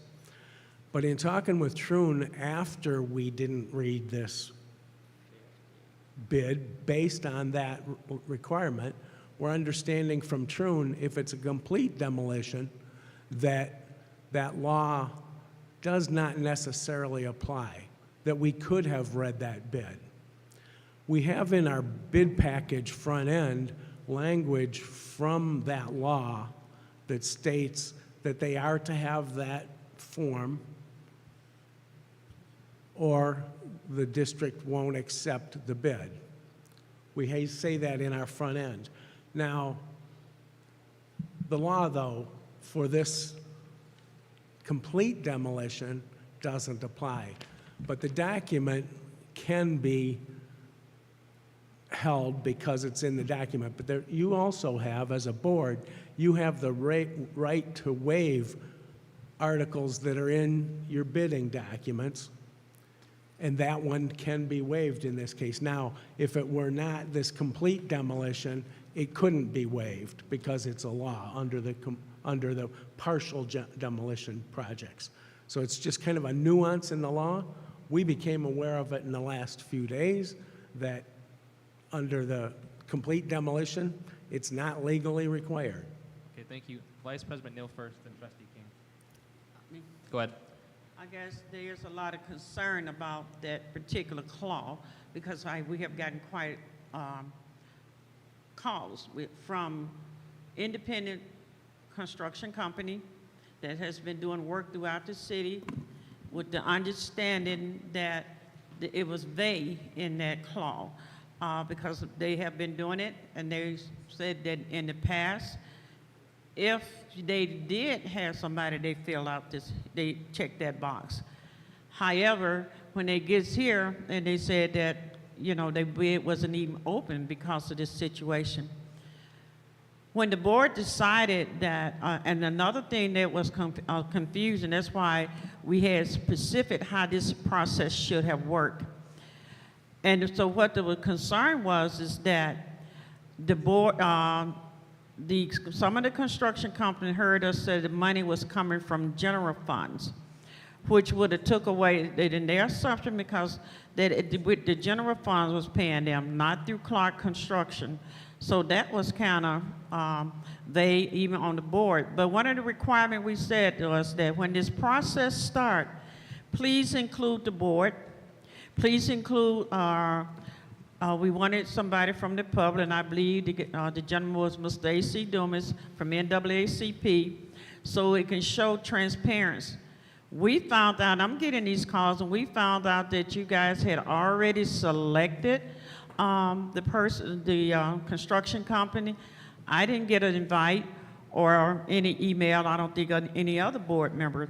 So it leaves a lot of confusion because the construction companies are saying that they didn't get a fair chance at this. And that's where this dilemma is with me. If we had done what we had said we'd do is that, okay, we approve up to $670,000. It was coming from the general funds. Then I hear now that you couldn't do it from the general fund because it had to go through Clark. And so the construction company that did apply to minority small business just got completely kicked out because of this statement, no familiar statement. And they're saying that, and similar to what you're saying, that was very vague. But I think that we should have did this process a little bit clearer. I hear that we had one board member at the table with you guys making this decision. I was under the assumption that based on the minutes, that you will come back and say, this is the date we're gonna open up the bids. This is the date that we're gonna do it this way and this way. This is what the board requested. And we found out we didn't get that request. So now we got this dilemma here, making it feel like that it was, you might have did it fair, but it doesn't seem fair from our perspective because I didn't get the chance to see, or we could have even talked about this no familiar statement because different construction companies read that totally different. And they said you didn't even open up some of the bids. Okay, really quick. Trustee King first, then Trustee Perkins. Alrighty, so everybody can hear me. So I attended the opening of the bid. When Clark came, was it July, they gave a presentation. Well, let's backtrack. When we first got, concerns of when Washington bid was gonna be open, we said we wanted to post it online. We said we actually showed, we had our tech person put up there where to go online for RFPs. We clicked the RFP document. It tells them where to go. Then I think it was the next meeting after that, Clark came and gave a presentation and mapped it all out for us and told us when the bids were supposed to be in, when they were going to open, and I specifically said, I'll be there because just in case something like this exact moment came up. So I attended because they told us the date on the screen here when they gave their first presentation. And then I went online and found the RFP document. And I also actually looked at the documents where everyone had to submit, one not the ordinary. I compared it to other school districts there. So when I attended, was it July? What day was it again? 27. So I attended in there. There was one company represented. I'm not going to say the name. What I recall, and I know he said he forgot his statement. From my understanding, he's been working with the district for a long time. He knows he's supposed to have a statement. He knew it. He was mad. Clark Construction did everything they were supposed to do. Clark Construction and Mr. Henderson informed us several times through PowerPoints when the bid was supposed to be open. They did not pre-select the bid. I watched them cut it open. They skimmed through them two bidders that say no familiar statement. They skimmed through about 2-3 times. One person, I forgot your name, I'm sorry. You started it. Dave? Dan. So Dan started it. He was going through it. He said, I don't see it. Let me go through one more time. I don't see it. What's your name? Dave came back. No, let me go check. Scan through it. I don't see it. Scan through it. I don't see it. Man was like, oh, man, wait, my bid. Wait a minute. Hold on. What you mean I'm missing something? I ain't missing that. Yes, you are. And he acknowledged he was missing it. So, board, I mean, really, Clark and Mr. Henderson, when they gave the Washington presentation, I have to go back and find it. They told us the bid day. They even came back and explained to us the bid process of sealed bids. They explained that to us right then and there. There was these companies that had the packets that was right in on time. They opened them all, checked each box. Those two specifically did not have the statements. And I don't think, even hearing the company that said that, oh, I forgot, that has been working in the district, know what they're supposed to do, we shouldn't lower our expectations because the ones that have called, I'm gonna say, didn't get it. I mean, the other ones did the right process. You have to respect the process. They did everything they were supposed to do, and it wouldn't be fair us to say, oh, we're gonna rebid it because we thought it was a discrepancy. I literally came to this meeting because I knew something was like that's gonna happen. And I'll be going to the RFP for the security meeting because I know something's gonna happen with that. I went as a board member, I told everyone I was going. I gotta go back and watch the YouTube channel so I can specifically tell you the time when that happened. So you have the Washington School, you got the PowerPoint right there? When you present that PowerPoint? When did you present that PowerPoint? 7/12. And it has what on there? What's your step? And I remember, pass that around for me. Yeah, let's pass that around. There you go. And I remember when we requested it to be posted online, I've seen it. I've seen a couple board members share it. I've seen community members share it, which was cool in my mind because most districts don't share, RFPs online like that. I believe our district extended a lot for these RFPs to be done. And really, They done what they were supposed to do. I was there to witness it, and they did flawlessly. It wasn't, the guy was mad. He really was, and Clark had to break it to him. Hey, sorry, that's the law. That's what it is. That's it. Was there a comment before I go to the next? I do. So it was stated that the contractor has been selected. The contractor has not been selected. We don't select the contractors. As construction managers, we work for you. Everything is for you. So we put together the list of bidders and we come with a recommendation, and then the board decides. Now, the board can decide in this case to rebid. The law does read, but again, it's when there's demolition of a piece of a building, not an entire building. But the way the law reads is, the board shall not accept a bid that does not include that familial statement. And that's where Troon law has always told us, if that statement's not in there, you don't read it. That's what Troon has told us. We've asked that question specifically. So we did open the bid, but we just did not read it. We opened it to look for those 3 forms. There's 3 forms. Our bid package document, our bid form, has 5 pages to it, plus 3 other forms they need to fill out. There's a criminal affidavit that they are going to follow the criminal procedures, the ICHAT and that thing. There's the familiar form, and there's the Iran sanction form. And those 3 need to be attached to the 5. And we put it right behind the bid package to make it as simple as possible for everyone. We don't want these kind of situations. Thank you. Secretary Perkins, you were next. Well, the thing that I remembered about that meeting was that we were all going to be notified, and that we would be present, and that the bids would be open in front of all of us. That's what I remember. But I would think, just to be fair, transparent, and above board, maybe we should just do the rebid. That's my suggestion, but. Trustee Relaford? She was next. We'll take a second. First of all, thank you all for your transparency. I would just ask that, I think this may be to Mr. Superintendent Jones, that if we could change our language, that it yields to the law. So that way, when the bids go out, they'll know if it's a law associated with it, that this yields to the law.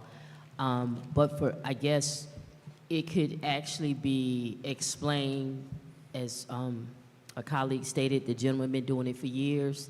He knew it was a total demolition, and he may have been like, well, I don't need it. That could be the case, or it could not. But it just seems like a rebid will be the best thing, so that, one, we can get ahead of this. And also, that language needs to be in our documentation, because we yield to the law. The law trumps us, and then at that right there, that's common knowledge, or should be. Thank you. President Clark, and then Vice President So McNeil. my question is, well, it's question, statement, I don't even know. We went over this process in a board meeting, correct? When we had a person that was in the audience that wanted to see this process being open and transparent. We went over this process on the big projector, right? And we saw how we go to the About section on the website, and we see where the RFP process goes. We walked through this in our open board meeting. This process, the meeting, of course I wasn't there, but the meeting was open to the public, was it not? When you opened up the bids, right? So if we were to go back and do the rebidding process all over again, the whole RFP process, all this 6-8 months is going to start all over again? Is that what that's saying? No, we would be able to put the documents back out on the street within a week and have bids back within about 2 weeks after that.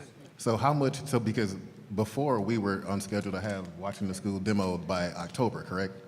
Correct. By end of October, sometime in October. If this process goes back to that stage, when would we be projected to have the Watching the School demoed? We'll lose a month. If it, Do you the do current demos? process, we would lose a month. Do you do demos in November, December area time? Yes, Even with the asbestos abatement and all that stuff? yes. The only thing that would be outstanding would be restoration, because that gets beyond when ideal planning for grass would be. So that would have to be postponed till the spring. It would be the only thing. Okay, so my last question is, these two, I know of one company here, they failed to have this statement. They are reputable organizations, correct? Companies Yes. that have been doing this this isn't their first go-round. So if they fail to have the proper documentation, why should we stop our process? If they didn't have their proper documentation, why should that stop us? One thing Troom did say is that it is a good practice to always include that familiar disclosure statement in RFPs. And they commended us for following that rule in that. So that they looked at that as a good thing to have in all our RFP packages. So, but out of the 4 out of the 6 had those statements or that document. Correct. Point of information, the law is the law, right? Sure, but if they if these 4 if they It wasn't required according to the law. Point of information, right? So, That's what he said. So it was required according to the bid package, though. Right. The thing is, you can, and so they should do everything that's in a bid package. right, that's what I'm assuming. You can, though, waive it because it's not a state law. We could waive it, You could waive that requirement. but if we didn't waive it, then it should go back to how it's written, correct? Or be perceived to go how it's written. If we didn't go and say, hey, we want to waive this non-familial statement or document, then it should be perceived that we're going to go by what's in that document right there, which says you should have it. And these 4 companies had it. Yeah, that's always the question when you're going back out for rebid. Are you being fair to the people that bid properly? That's always the other side of that. My question was this: if these 4 had it and these 2 didn't, if 4 knew what they were supposed to produce and the 2 didn't, why should we stop our show to, for the people just so they could, that's just me. Vice President McNeil, Thank you. Back to what I was saying is that. speaking to the mic, please. Yeah. The process would have been, which we have said, that we would have been advised. This board has always had the practices, is that, well, you should have remembered, you should have went here. We do a million things in one day. The rule, as we said it in one of our government's meeting, that you send everything to this executive administrator, and the executive assistant would have notified us of some of the things that we said. You could have just sent it out to her. She would have then brought it back to your attention. Hey, do you have this certain individual that we had made a commitment to that would be there at this process? Then this executive administrator would have sent out something to a board, a poll or something. How many, because you only can have so many at the bid. How many is going to be here? Don't come telling me about it was on the website. I'm a board member. And that's why we have an administrator. So if they had went out, sent to her, she would have came back and checked out, said, did we meet what we said we was going to do to the public? I am just saying that if you're saying that no familiar statement, which we just heard what the law says about that, I'm just going to support just rebidding it, and so they won't have all of this commotion of transparency. Do it the right way, send it to your executive administration, and she sends this stuff out to us, what date it's going to be and what that process, and I think I'm understanding, Trustee Rutherford, is that we changed that law? Just change that language, and I support that. Trustee McIntyre. Me too.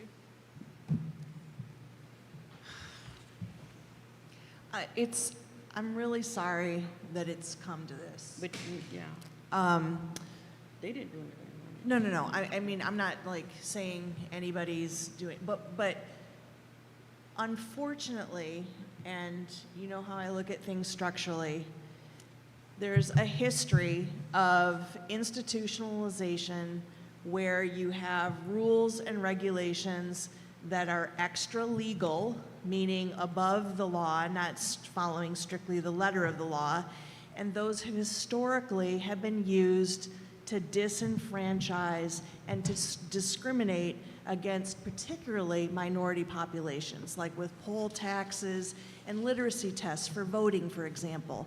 So I know that I don't know, but I'm assuming that you didn't do that intentionally, but here we have 4 white men sitting up in front of our district saying these bids didn't go through because of an extra legal technicality. And historically, that's just not a good look, and it's not the right thing to do. And I feel uncomfortable with enforcing, some kind of, financial penalties or contractual penalties because of a technicality, because of an extra legal requirement, and strictly because of that. Does that make sense to you, in that context? Well, it doesn't even have to make sense, because we're the school board, we need to do the right thing. This has racial overtones, and we need to, I'm all about equity, not equality, and I think we should reopen the bids, and it's just, like I said, it's unfortunate, because when you reopen a bid, it's unfair, it creates a disadvantage. I don't like having to do it, but again, because of the context of the situation, through the fault of nobody up here, I think, doing intentional oppression or anything like that, but the fact of the matter is that it is. Extra legal specifications like this have historically been used to oppress different groups. So I think that we should open it up, especially because this has been an issue, because you have the president of the NAACP or VP, I think. The vice president. I mean, this exactly what was the issue. I mean, it's been stated. There have been meetings. We need racial equity. We need to hire African American contractors. And then something like this is it's just bad. It's just really, really bad. Did that individual, you said he was emailed and invited. Was he able actually to attend? Did he come to the bid opening? Arlington Dumas was sent us an email by me giving him all the parameters and the RFP, where it was located, as well as a copy direct. So he had the bid information on the day that everything was bid, meaning July 7th. He was sitting there. Yeah, and I remember you saying that, and I just wanted you to reiterate that and repeat it. And like I said, I don't think that the fault or the onus is on any single person sitting here, but in just overall fairness, I think we should just reopen it. Are there any more speakers? Yeah, if I don't mind. What I would like to ask the board for is specific instructions. We're not going to do anything that's, illegal at all, but we want specific instructions of what you want to ensure that, irregardless of anyone from the public or anywhere that have anything to say about our process, we're airtight, we've done this, and we won't have to come back to this again. Yes, I agree to that. So I want us to make sure that the employee that has to work on this gets specific instructions. We did put it on the website. We did put it on social media as requested. And we did send it to the individual. What I just want to make sure of, because if this doesn't go through tonight, that when we go back to this process, we have clear instructions so that even when we do this, we don't have to come back again, and we can move this work forward and go on to the next piece of work we have to do. Because we still need to spend ESSER 3. So I want to get us back focused on that work.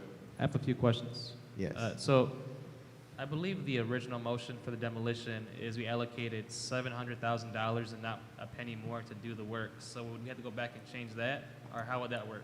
No, well, what's going to happen is if it's voted down tonight, then it doesn't mean that the original vote of don't go over this particular amount of money dies off. It means that you want the process redone.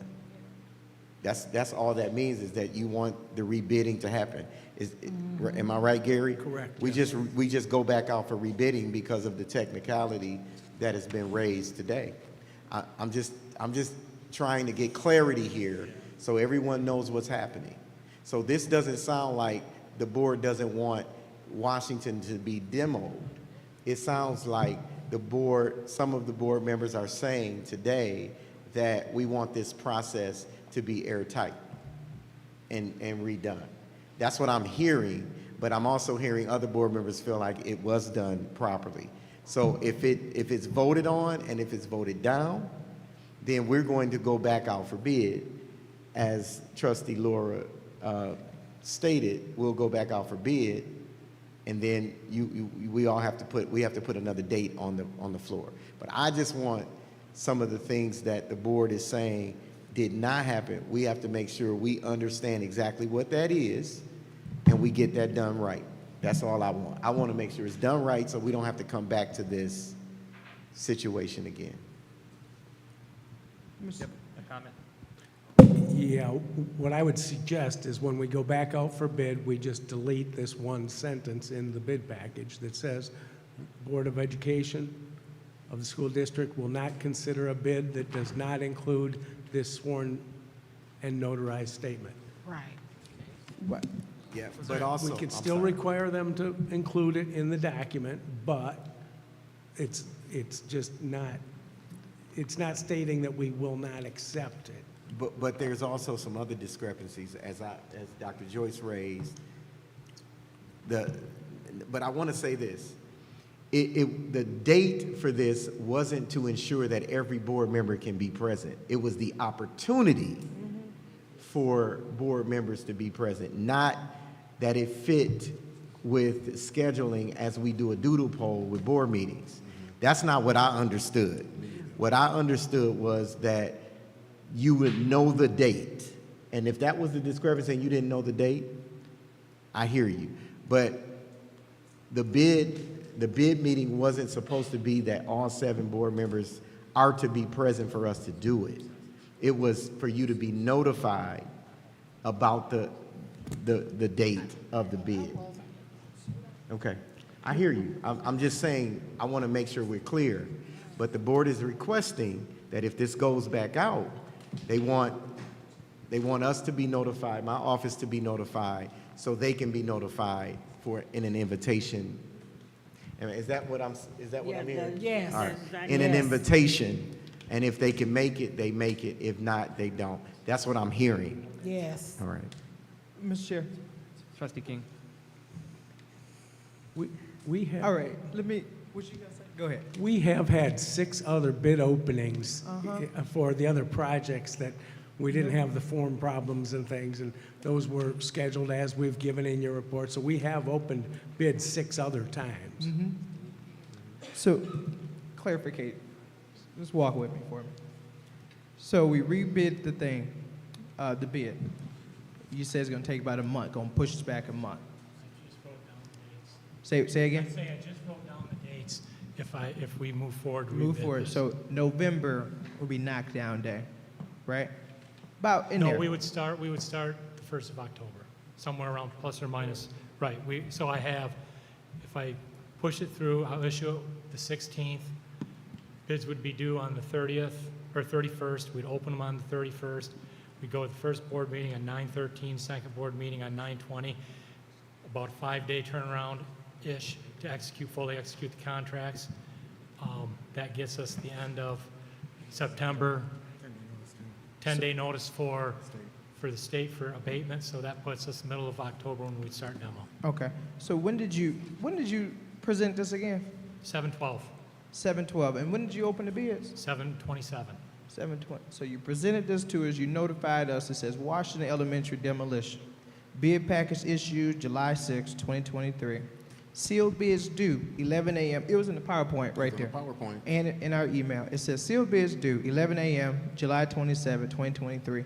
Bid opening 1 p.m., July 27, 2023. 923 East Kearsley Street, also available online. So Can we call we the question, please? we did, so you got to, in order to call the question, you got to have the floor to call the question. So make sure I'm keep going.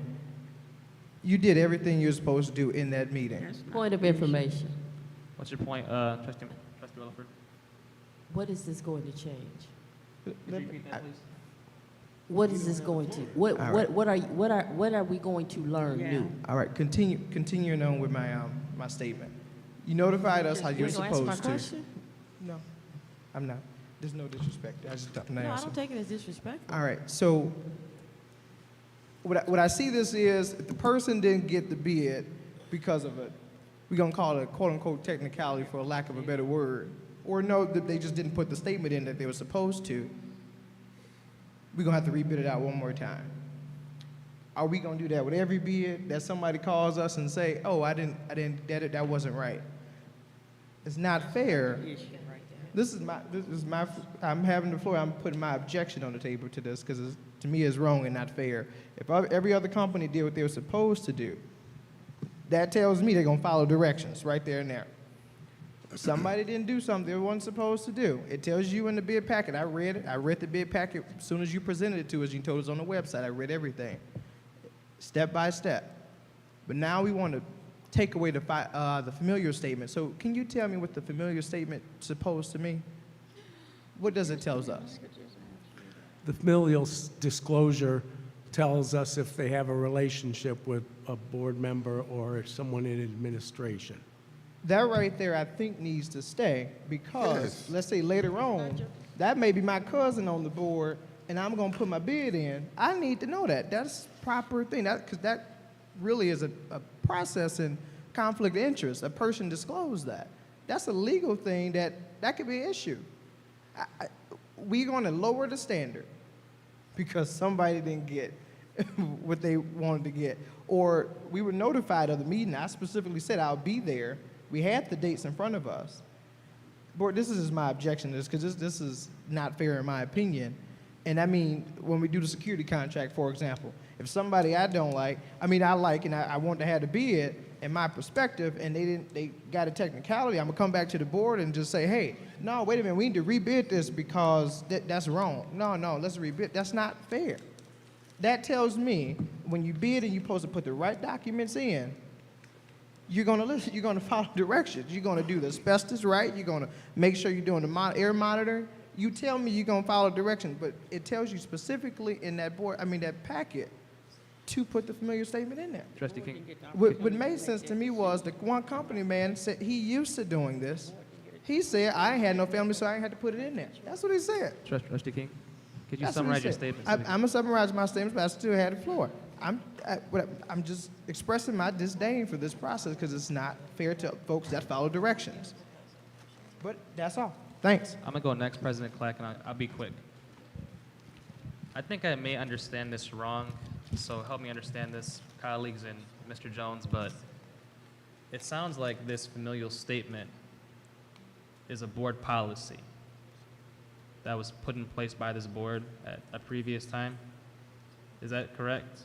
It's a state law on any construction and remodeling project where it's not a state law, but good practice, according to Troon law, is on the demolition projects, do it as well. So it's a state law that they have to provide it along with the bid. They don't have a choice on any construction-related activity. Demolition, selective demolition on a building that's going to be under construction, they need to provide it. But a total demolition project, by law, they don't need to provide it, but it's good practice to have them provide it. Okay, and then my next question was for Mr. Jones, and I'll hand the floor to you, President Clack. Is Mr. Jones, this familial statement, it's been present on most of our ESSER dollar bills, our funding appropriations, right? This is the type of statement that we use as a conflict of interest statement with interviews, and many of our, I don't think you should remove it. If you want my opinion, I don't think you should remove it. I think that now that we have put all of this on the floor, if this is voted down, make it very clear that we're not removing this statement. Make sure that you have what's in the packet. So that, I mean, so that's my concern. I wouldn't is, remove it so that, because that's I my, think it's important.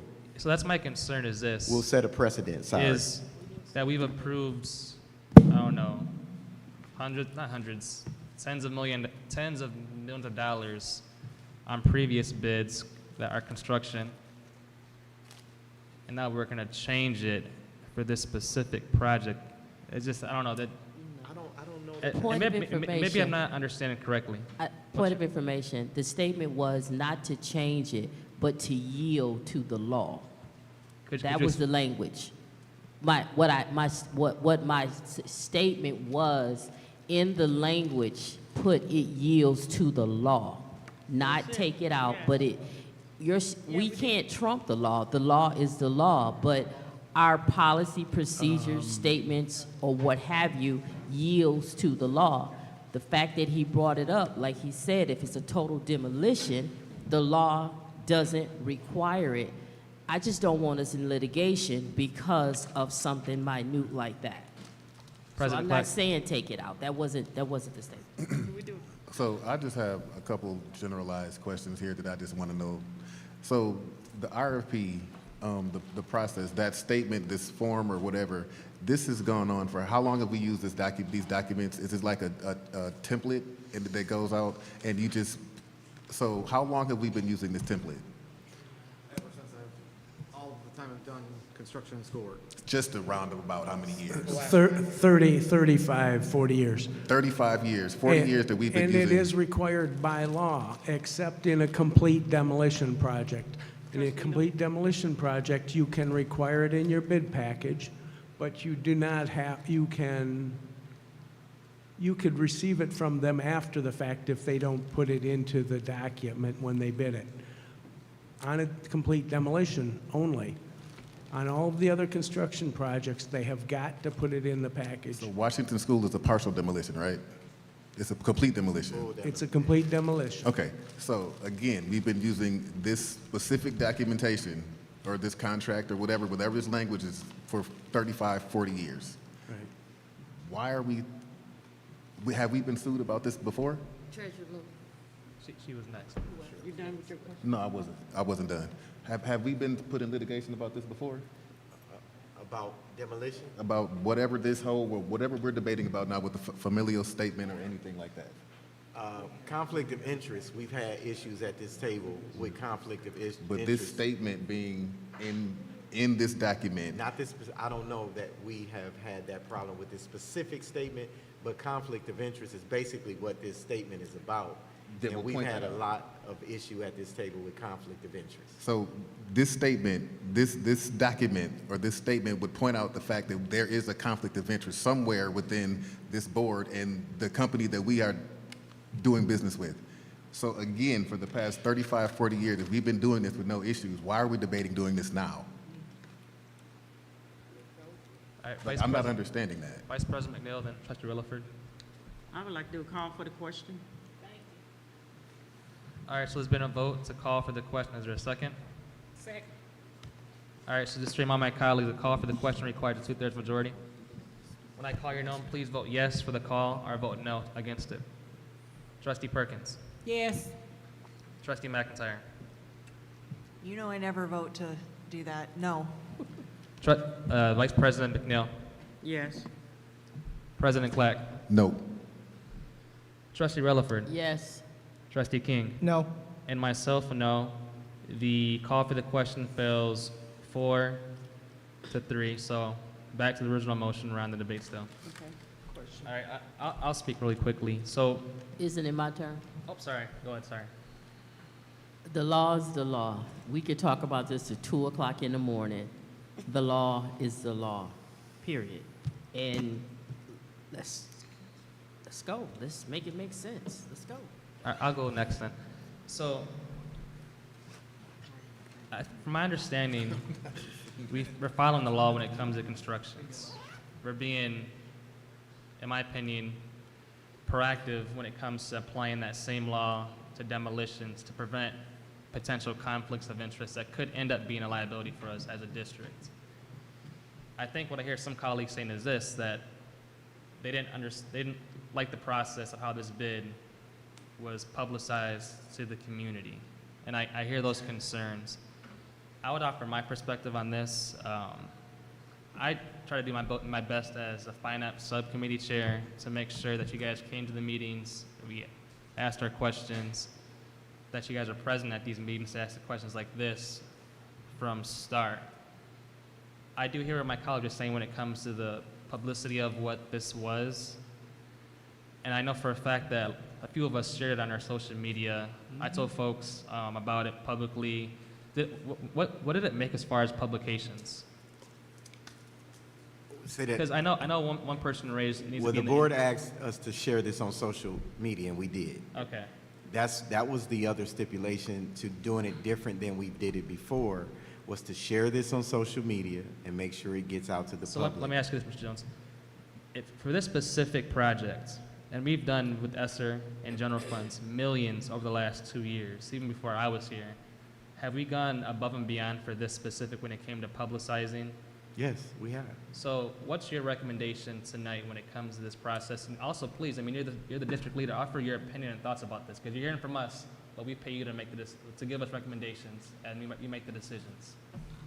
So I believe that we've done what we're supposed to do as a district.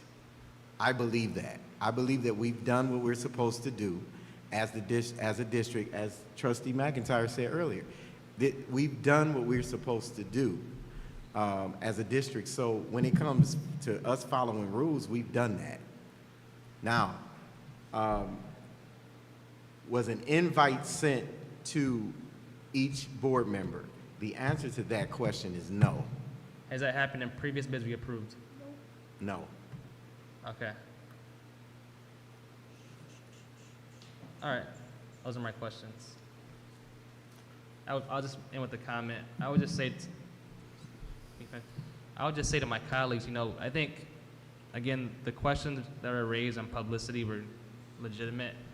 I believe that we've done good on this. Can we do better? But there's one more point that I heard tonight that I don't understand this point, and maybe we can get some clarity. Clark Construction is not paying anybody. Flint Community Schools is paying for this out of general funds. So I heard that, and if there's any community members that think that Clark Construction is paying for this, they're not. This is coming out of our general funds. That's how it was voted by the board, and I'm just want to dispel that, because that's not true. And I don't want our board to be blamed for paying Clark Construction, and that's not what's happening here. So our board members that is not true. General fund is paying for this demolition. Okay, I just want to make sure that everyone understands that. Thank you. Trustee McIntyre. Yeah, and not to belabor it, like I said, I think that this is unfortunate. However, given what you explained about the legal opinion from Troon, that there is a technicality about this being a partial or a full demolition, that there was some confusion about whether we had to have this statement or not, whether it was legal or extra legal. Unfortunately, I am going to have to, this isn't personal, this isn't emotional. If it was my personal opinion, I'd be like, we did everything that we're supposed to do. We've gone by, what we're supposed to do. We've been more than fair. However, because, extra legal requirements have been and still are historically and inherently racist and discriminatory, I have to say that we should open the bid. And that's just where I'm at. And I apologize to the board and to the community, but that's just where I stand. Just though, to be clear, the bid document does say. Yep. So you followed the rules, we followed the rules. The bid document does say that you're not going to accept a contractor that doesn't provide it. You can, again, you can waive the rules, change your rules. But normally you do that beforehand, Yes. right? So that's why I'm saying tonight that if this doesn't pass, I would like us to handle that so that we don't keep coming back to this. But we are about to do something that we have not done, all right? Right. That we've been doing bids all this time, so we're about to do something a little different. So if we do that, I just want us to have clarity so everyone understands what the process looked like, and we can come back to this video if need be to give clarity on what we're expecting to see if this does not pass tonight. Is there any more discussion? And this is my final. Mr. Jones, as we did before, we did bids before, we did RFPs. And that was one of the things we had in the previous board.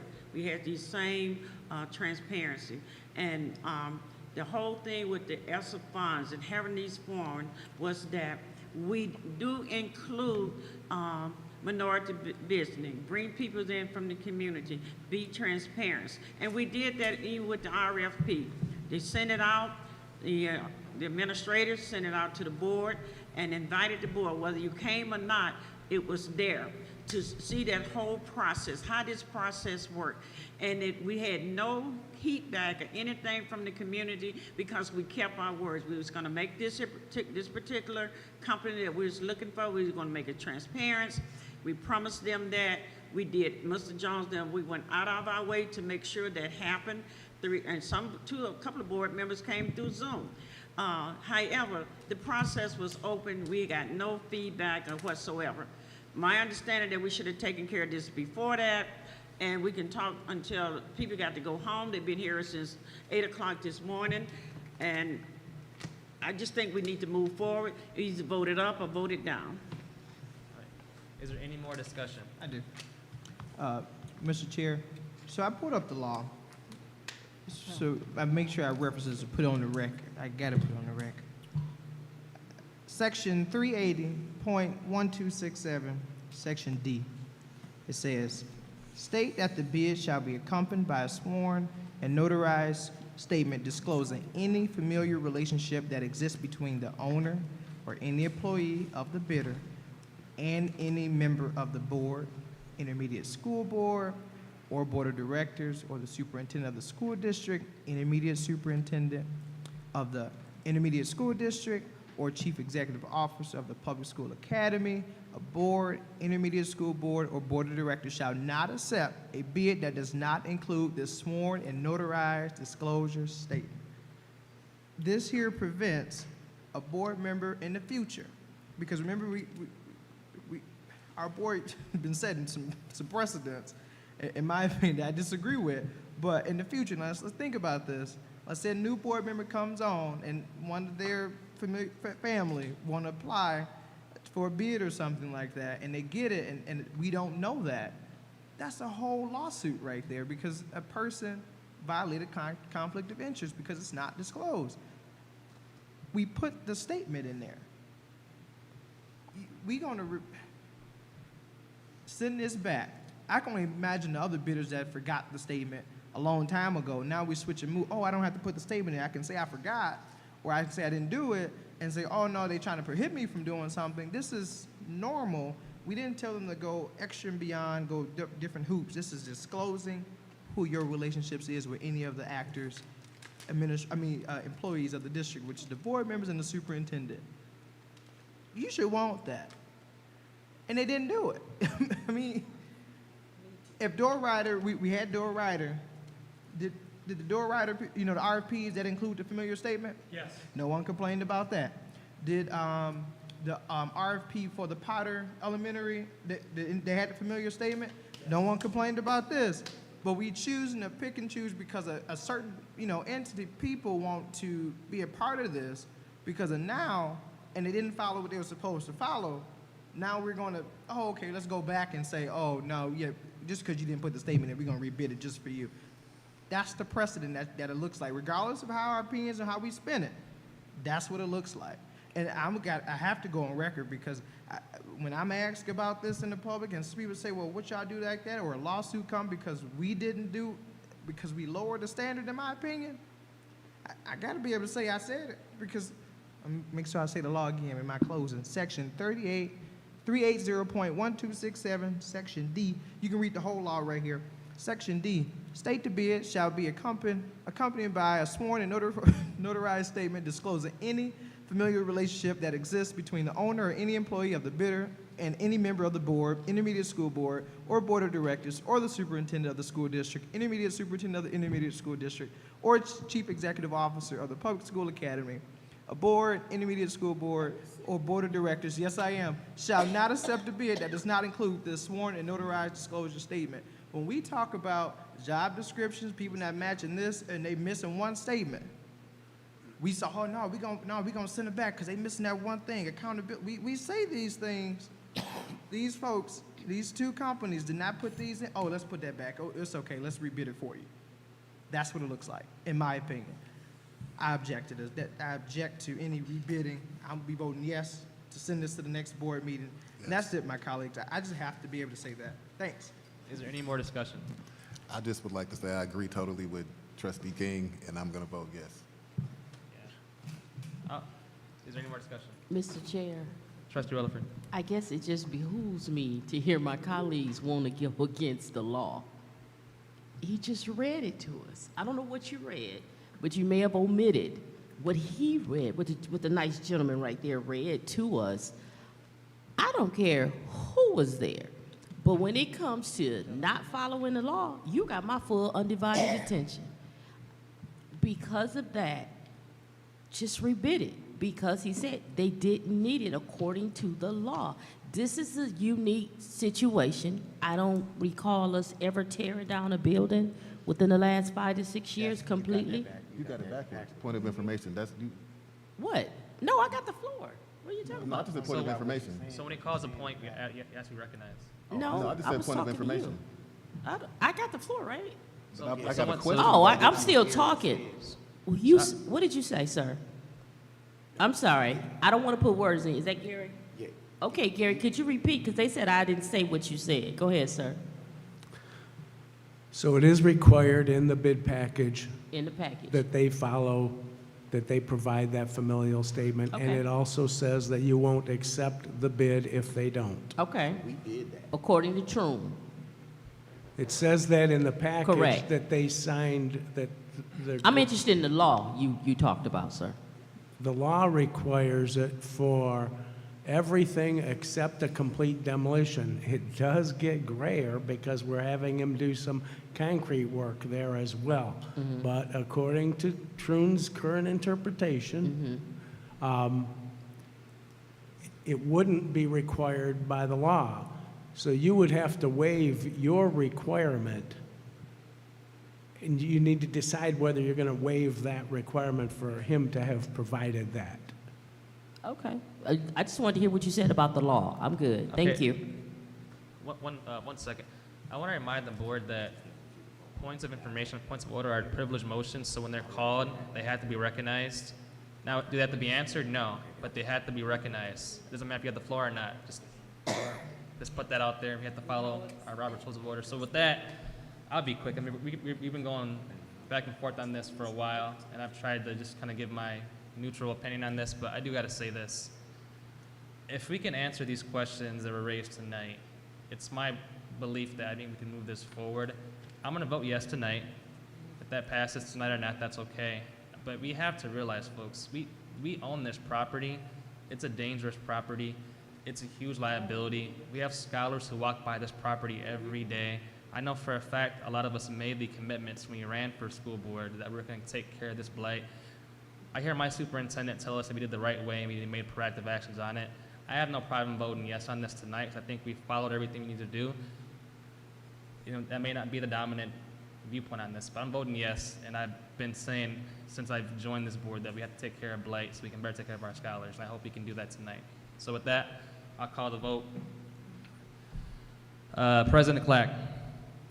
We are voting to We're voting to move this to the next, So can you repeat the motion? So I'll restate the motion. Okay. So, seeing no further discussion, the motion to move Resolution 11.3 Washington School Demolition Project to the regular meeting for adoption will be conducted by a roll call vote. As I call your name, please vote yes or no to approve this motion. Be clear? Yes. President Clark. Yes. Vice President McNeil. No. Assistant Secretary Treasurer McIntyre. No. Secretary Perkins. No. Trustee Rutherford. No. Trustee King. Yes. And myself, Treasurer Luna, yes. The vote fails 4 yes to 3 no. So with that, 4 no, 3 yes. I'm sorry, four no's, 3 yes, the motion fails. So Superintendent Jones, what is your recommendation to make sure we can move this forward? So if the board still wants to do this demolition, and it sounds like we do, it goes out for rebid. It takes 1 week to put it out. Is that what we're stating? And 2 weeks to keep it out? Yes. In that time frame, correct me when I need to be corrected, board, we need, when we find out the date that this is we're going to open up the bids, that information, Mr. Henderson, should come to me. I will then give it to instruct our executive assistant to send an invitation to the Board of Education. I'll also instruct PR to ensure that they put that date out on social media. I'll also ask that you repeat what you did before to the NAACP so that they are aware of this date as well. That way we have covered the basis of what the request is, and we'll move from there. Okay. Am I in the vein of what the district? Did he miss anything, board? As far as suggestions or how to publicize it? Again, thank you. I know it might sound excessive, but I think that this is the right thing to do, and I really appreciate that, and I think that that's Okay. sufficient. Yeah? All right. Okay. At this moment, I call a 5-minute recess. We'll return back at 9:14 p.m.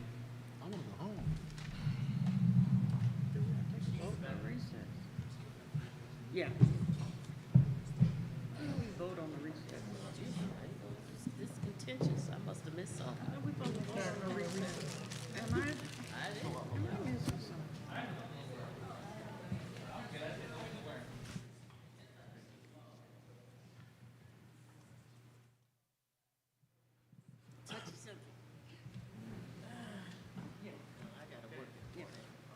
Yeah, I think. Let me see, what else is on here? Yeah. This, go home. Not all of it. Yeah, and that's what we need to do. They go fetch. I don't need, we don't need all this. I mean, you doing a great job. I had to go up north. Oh, no, we don't. And I need gas. Because we never put it in the resolution.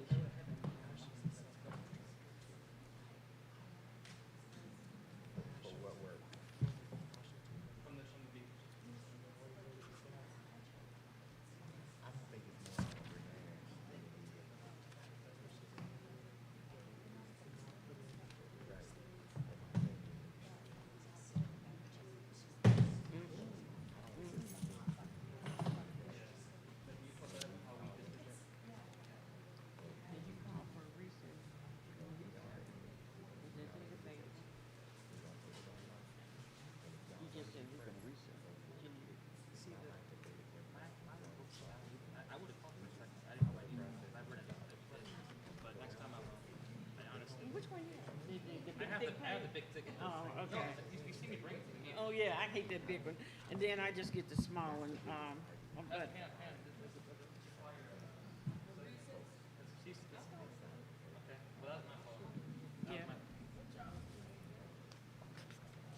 Looks like we will get this here from UAB. Oh, I kinda like this one. This just goes straight to it. You can just go to the top. Yeah, or clever, when I'm president, I get to do something so funny. Keep hear your breath.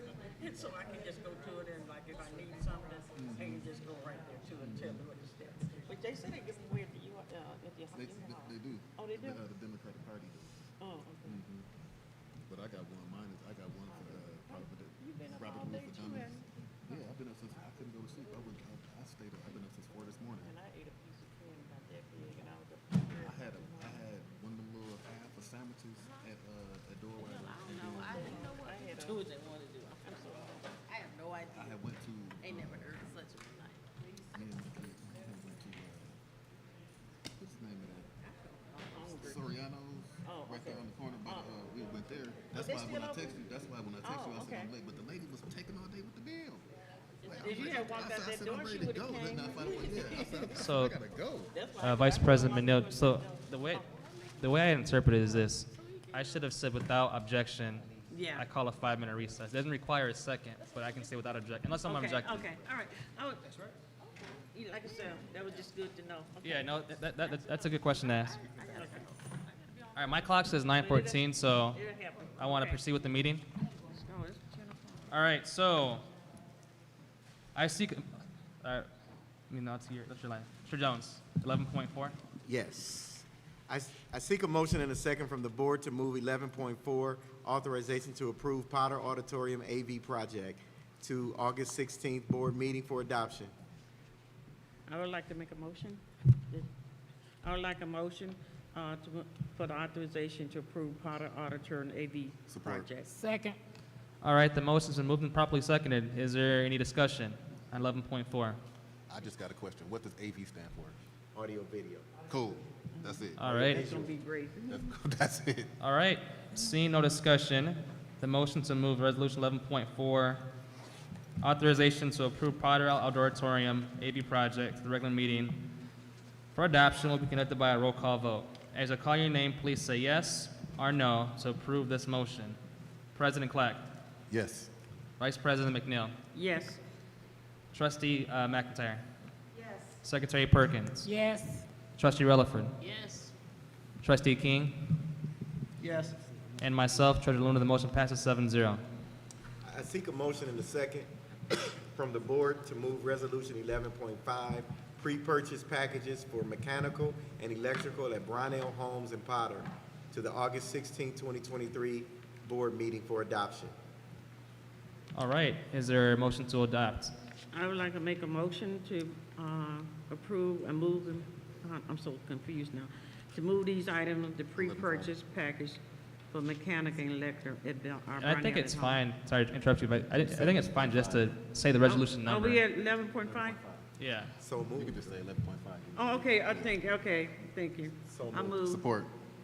All right, the motion has been properly moved and supported. Is there any discussion? I got a question. Trustee King. Clark Construction, conducted this bid opening. They have a familiar statement? Yes. All right, that's all I need to know. Thanks. All right, so is there any further discussion? No. All right, seeing none, the motion to move resolution 11.5 to the regular board meeting for adoption will be conducted by a roll call vote. They can leave. As I call your name, please say yes or no to approve this motion. Secretary Perkins. Yes. Trustee McIntyre. Yes. Vice President McNeil. Yes. President Clack. Yes. Trustee Relaford. Yes. Trustee King. Yes. And myself, Treasurer Luna, yes. The motion passes 7-0. That we out of here. Superintendent Jones. Yes.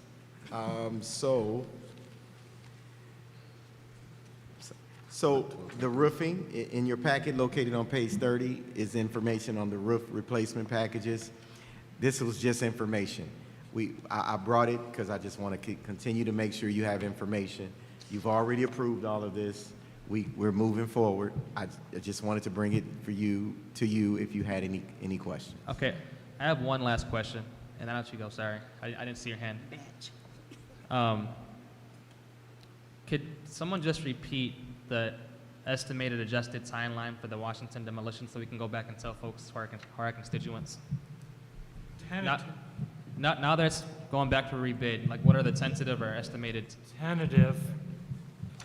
Tentatively, once I get the wording of this piece, it would go out, I'd issue it on 8/16, 2 weeks bid, so bids would be due on 8/31. Bids would be open on 8/31 at 1 PM. The first board meeting would be 9/13. Second board meeting would be 9/20. So then, after that starts the time to get the contracts issued, sent out for signature, returned. Dr. Jones will have to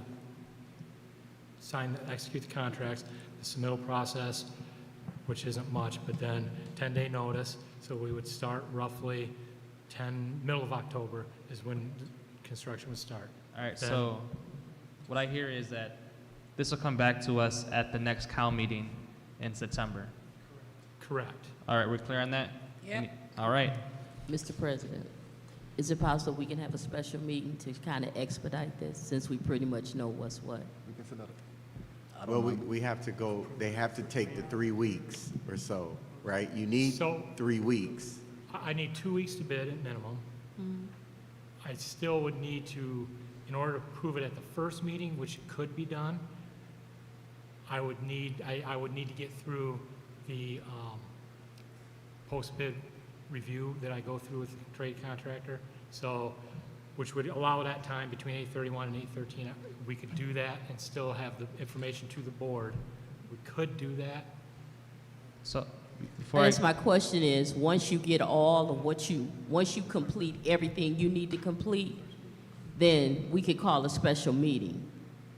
You wouldn't need to call a special meeting if you could approve it at the 9/13 meeting. Oh, so You that's would as not soon as need- you anticipate is 9/13. Okay, that's fine. You could choose to do that. Okay, Well, Vice. I guess what I'm saying, sir, whatever you need, we're willing to do it. When you're done with your process, let me know. Okay, there we go. All right. Yeah. Vice President, were you done? Trustee Rutherford? Were you done with your comments? Yeah. Yes, I'm Vice President McNeil? Well, I was just saying the same thing, trustee Relaford, so we can prove this on the same, you know, we When can they're- do it on the same, we can do it on the same day if the board chooses. When you're done with the process, they'll let me know. I'll get with the board right away. Okay?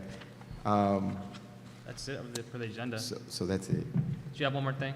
Oh, no. Can I All right. make that? Our next agenda item is the board pleases. Could we batch 2.1 and 2.5? Could we batch those? We approved the batch and rather go by each item. Could we batch them? You're saying batch 21.1 to 21.5? 21.6. Okay, just let me And then the academic, you can't hardly say it. It's just 2 or 1. All right, It's 2. just let me close out the meeting and we can go to that. Let me close the meeting out and then we can go to that. Oh, okay, I thought you done, okay. Trustee King, really quick. Hey, Clark, so tentatively, August 31st, 2023, bids need to be in 11 a.m.? Bids would be opened at 1 PM. Open at 1 p.m., 8:31. Just make sure. I just want to make That- sure we... Tentatively, I got you. I gotta get everything put together. Board members should be on the lookout for 8:31, right? I make sure we saying it clear, 8:31, so nobody say they didn't know. Correct. All right. Well, seeing no further business, I declare the Finance and Operations Committee of the Whole meeting adjourned at 9:20. I now turn the floor to President Clack for the Board Committee of the Whole portion of the agenda. Thank you, Clark. And Mr. Okay. Henry. I'm seeking a motion of support to batch action items 21.2 through 21.6. I make the motion that we batch 21.2 through 21.6. Any support? Okay, so any discussion?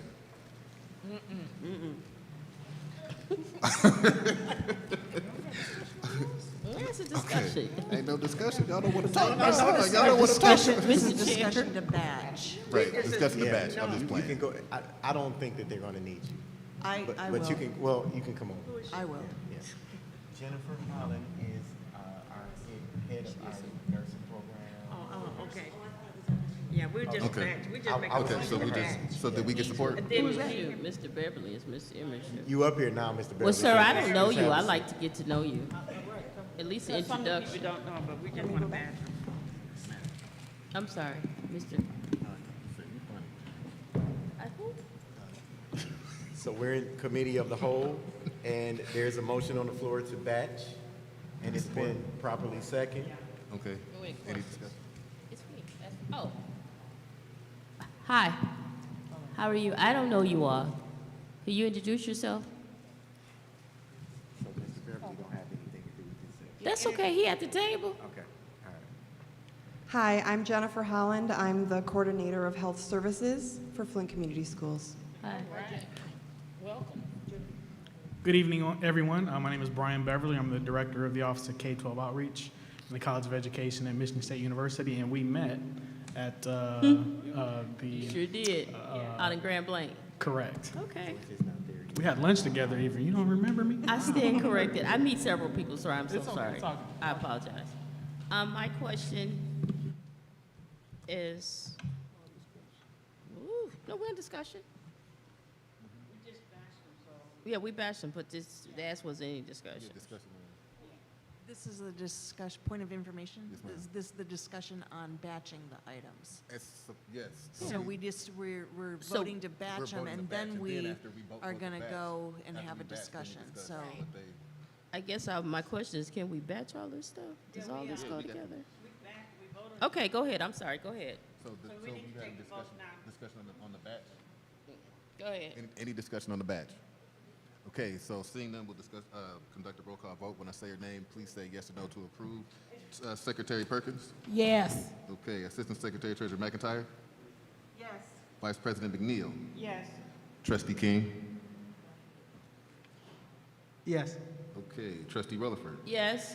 Treasurer Luna?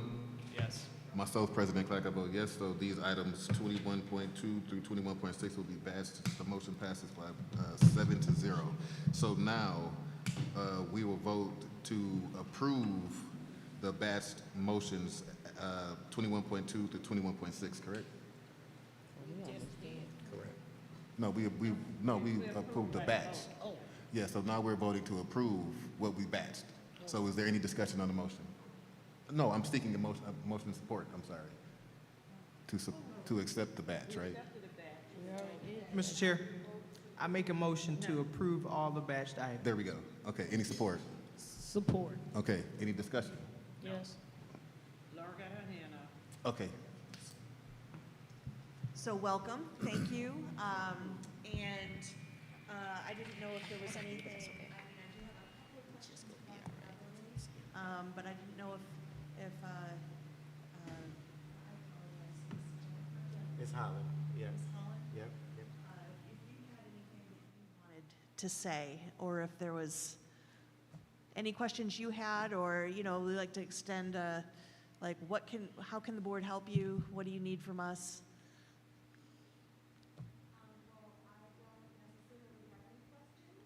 Okay. And to be able to answer any questions that you might have to support the program that we have for the students, with being able to have the healthcare staff in the buildings there to support them, during the day. So I don't necessarily have any questions, but I appreciate having the opportunity to be here. So thank you.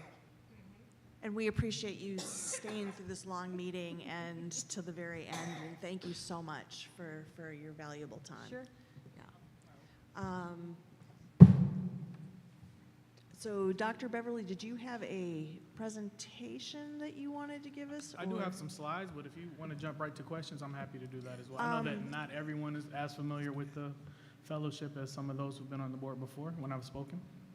Well, my question always is, why is it so expensive? Sure. Like, I'm in the wrong field. I should have gone into educational leadership and not education. That's Sure.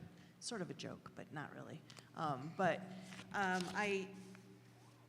I had two questions. The first was, do you have any slides on the efficacy of this program? I know that it's a good program. I know that it's highly, that people are enthusiastic about it, but do you have any data to show the results? Sure. So, where did that slide? So, as you were exposed to during the superintendent's evaluation, I have before you some of the NWA literacy data, reading growth, that shows a small growth, but a growth nonetheless around literacy. The focus of the fellowship over the last several years has been building some coherence around district programming in literacy. When we first started with the fellowship, there were a number of literacy initiatives from school to school, and they were not aligned. We have worked with the district administration to create a more coherent literacy plan across all schools, obviously making space for differences around grade bands, but making sure that the ship was steering in the same direction, making sure that the same programs are being used and being used in the same way. That's also a crucial aspect. And so what you see is you're starting to see some of that kind of year by year focus on literacy coming to fruition.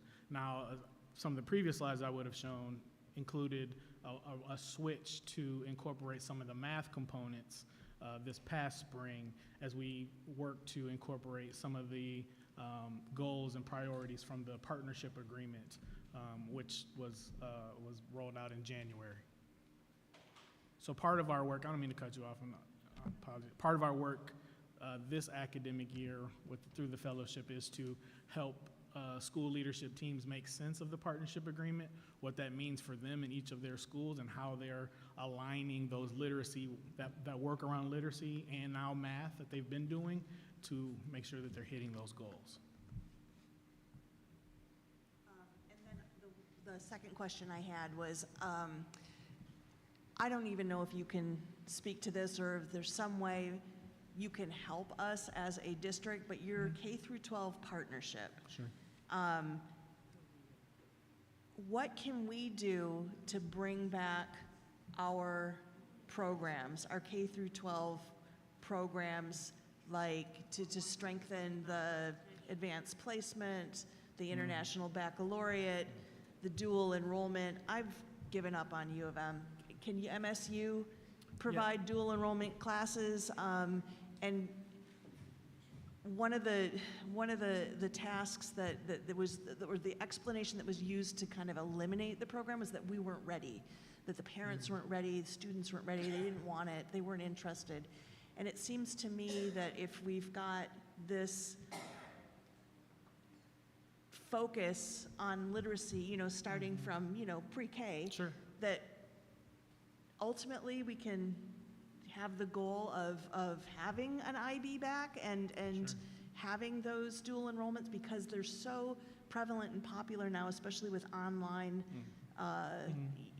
getting your Absolutely. associates, all those kind of programs.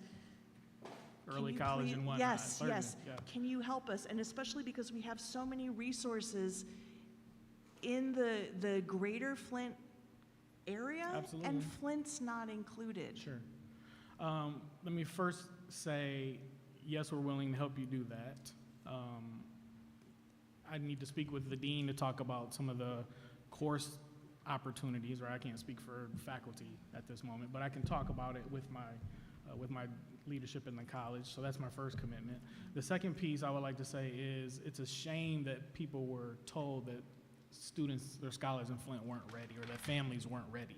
That's disgusting to me personally. That low expectation for the scholars in Flint was allowed to seep into programming is beyond me. So, And just to interrupt, I was an instructor at that time, and I know firsthand that was not true. Right. So I thank you agree. for you Absolutely. sharing my disgust. I agree, and I think that there are scholars walking your hallways today that are quite ready to participate in many of those programs. So I would say that I know that there are some coaches on my team that are quite passionate about AP and about IB, and have been in some conversations already with Mr. Akanicki at the high school about how can we work around some of these? What are some of the other partnerships that could be developed? We could definitely be much more intentional in that space moving forward, for sure. You sure you don't want one of these waters? Okay. I had a question. Trustee Rutherford. I had a question for the young lady, but she's gone. Well, I guess somebody could share with her. With everything, with the just the social emotional needs and what she's looking at, I wanted to know what her goals were as it related to one 7th and 8th graders going to high school. First and foremost, been in a completely different environment, going from Holmes to Southwestern. Just that culture shock, first and foremost, because with them having gym, they come in contact, they see the older students. The teacher is with them, but just seeing them. So that was one of my questions for her. But as it relates to you, Mr. Beverly, with the big overhaul of the curriculum that we approved a couple months ago, and with what you all are currently doing, how is that going to impact your goals or your strategies as it relates to preparing leadership of the district with this overhaul of the curriculum? Sound like that's off. So I would just say that we view ourselves as a tool to roll out that new curriculum, right? So the principal and 7 teacher leaders from each of the schools come to the fellowship sessions and talk about instruction writ large in the district, right? So again, one of the focus is creating coherence across all those programs, so that the fact that you're rolling out a brand new curriculum allows for them to use that time to talk about what's working, what's not working, how to improve, how to share best practices. We do a lot of team-to-team sharing in those fellowship sessions. Are you familiar with the new curriculum at all? Are you all familiar with it? Did you all work hand in hand with them selecting it? Were you all involved? There were aspects of our team that participated with the district leadership team in selecting that, yes. So how much of a learning curve do you anticipate it being prior to you all, MSU, being able to lead in regards to providing tools? If you're not familiar with it, how can you provide tools? Or it's pretty much the same, just different language, if you will, or approaches, but basically the same semantics, if you will?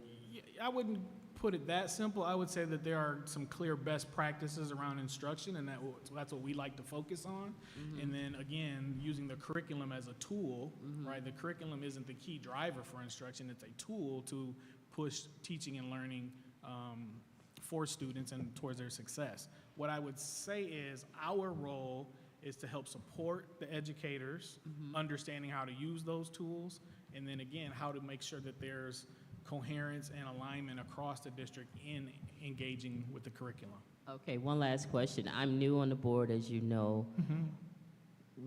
Where was Flint Community Schools when MSU came on board, and where are they now as it relates to the data? I'm looking for efficiency, proficiency, success, or just... Yeah, I would say... I saw the data for your answer. No, I'm not. Okay. I'm not shying away from the data. There we right? go. Yeah. Okay. Yeah, there were definitely some significant struggles, and there continue to be significant struggles, particularly in math. And as we see, there's some growing hope around literacy.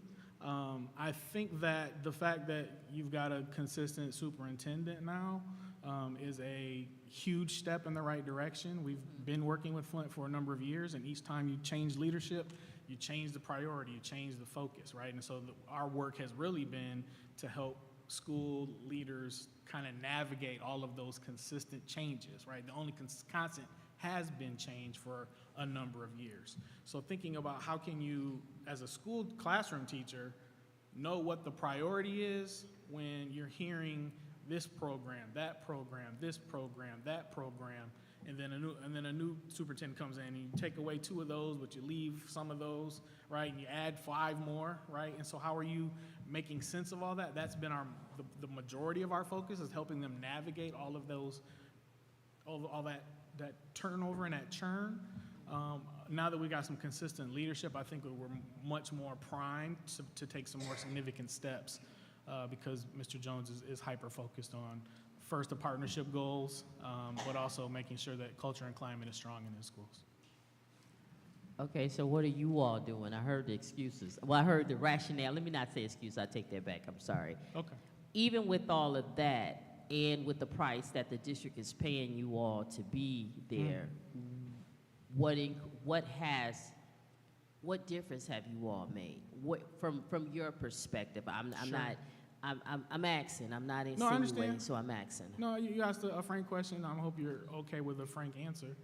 I think we've helped the district from going completely under, to be honest with you, in terms of instruction. What does that look like, going completely under? I think that we've allowed teachers to be able to focus on instruction instead of focusing on some of the other chaos at the policy level, right, and administrative level. I think that we've allowed for, again, some of that coherence across programs that definitely wouldn't be there had someone not been by their side, making sure that they're trying to keep their eye on the prize and not being distracted by the variety of changes that have come in.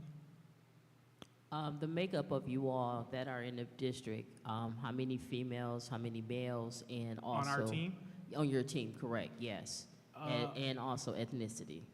Yeah, so I haven't really thought about that. The majority of my team are retired superintendents and principals. The majority of them have come from districts in Southeast Michigan. So I would say we're almost probably 50-50 in terms of African-American females and white females. We don't, other than me, I don't think there are any other males on our team currently, right? Tyler. Oh, Tyler, one of our data team, yep. So can you guys increase that? I'm Increase actually looking males? for, yes, because Sure. that's missing.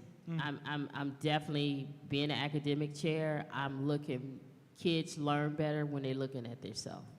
They truly, I mean, it's scientifically proven, data proven that when you see yourself, you heal better and No you question. learn. Okay, I would agree with that, okay, thank you. certainly. Other questions? We've extended invitations to participate or sit in on fellowships before. We welcome those opportunities for board members moving forward. Hopefully, if approved, we'll set some dates and make sure that Mr. Jones gets those dates out to you all. So always please feel welcome to sit in and watch your team in action. I would definitely like to be invited. I'll make it my business. You are being invited. Thank you. Okay. You can't stop me from coming. He said I could come. That's an official invite? That's an official invite. Thank you. Okay. Y'all, it's 9:30. What we got? Let's send the invite. Any questions?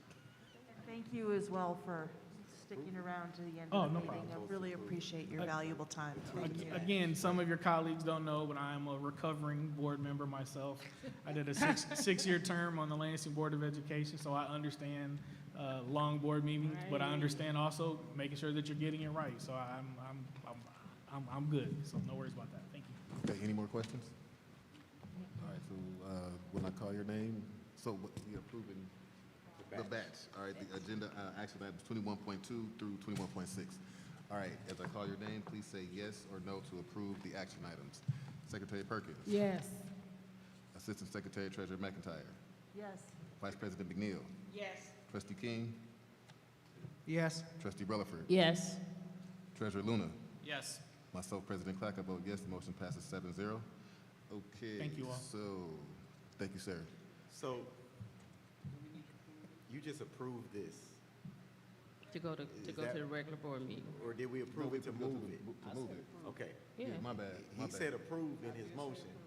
Oh, I'm sorry. I mean, So, I mean, if we've already voted on it, then. you did. I just want to make, I don't want us to move out of this until everybody understands. Okay, what my we just mistake. did. Thank you for the clarity. Okay. Yeah, okay, so Thank you. it passes 7-0. Have a great evening. Born and raised. Okay, moving forward. Mr. Jones? So you. Oh. I'd like to call the Academic Committee of the Whole meeting to order. It is now approximately 8:41. I now call upon Superintendent. 9:41. I'm sorry, you all. Correction. Now I call upon Superintendent Jones to present action to the board. Okay. Sorry. I seek a motion and a second from the board to move Resolution 25.4, authorization to purchase grades K-12 Visual Arts Curriculum, RFP 24-001, to the board meeting August 16, 2023. So I Is there a motion? I support. Is there a motion made? Ooh, I didn't hear it. I move. Oh, President Clack, is there a second? Second. Vice President McNeil, is there any questions? Any questions? Go ahead. Dr. McNeil. I'm sorry. Yes. I'm tired. It is late, and so Sorry. I just had a perfunctory question. I know that you guys do a lot of work with the curriculum, and thank you for all of the hard work and the decision-making that goes into it. This looks like a neat company. It looks like an independent publishing company, which is kind of rare these days. I just had one question, though, about what is now euphemistically being called DEI. What is their approach to, I see that they've got some like cultural competence and stuff like this, but looking at their company from the 1900s in Worcester, Massachusetts, it's not very diverse. Maybe their curriculum is diverse, but could maybe you speak to that? Because I'm assuming this is gonna be good, but those are obviously my concerns. There's just a superficial glance at it. So what I've reviewed so far of the curriculum shows that it does have DEI components to it, and also things that could be supplemented with it to increase the opportunity for us to be able to highlight those things that we align to and that are important to us. I feel confident of that. That's all I wanted to know. Any other questions? Perfunctory. Oh, okay. Any other discussion? No, ma'am. Seeing no further discussion, the motion to move resolution 25.4 to the board to the regular board meeting for adoption will be conducted by a roll call vote. As I call your name, please say yes or no to approve this motion. Secretary Perkins? Yes. Treasurer Luna? Yes. Trustee King? Yes. President Clack? Yes. Assistant Secretary Treasurer McIntyre?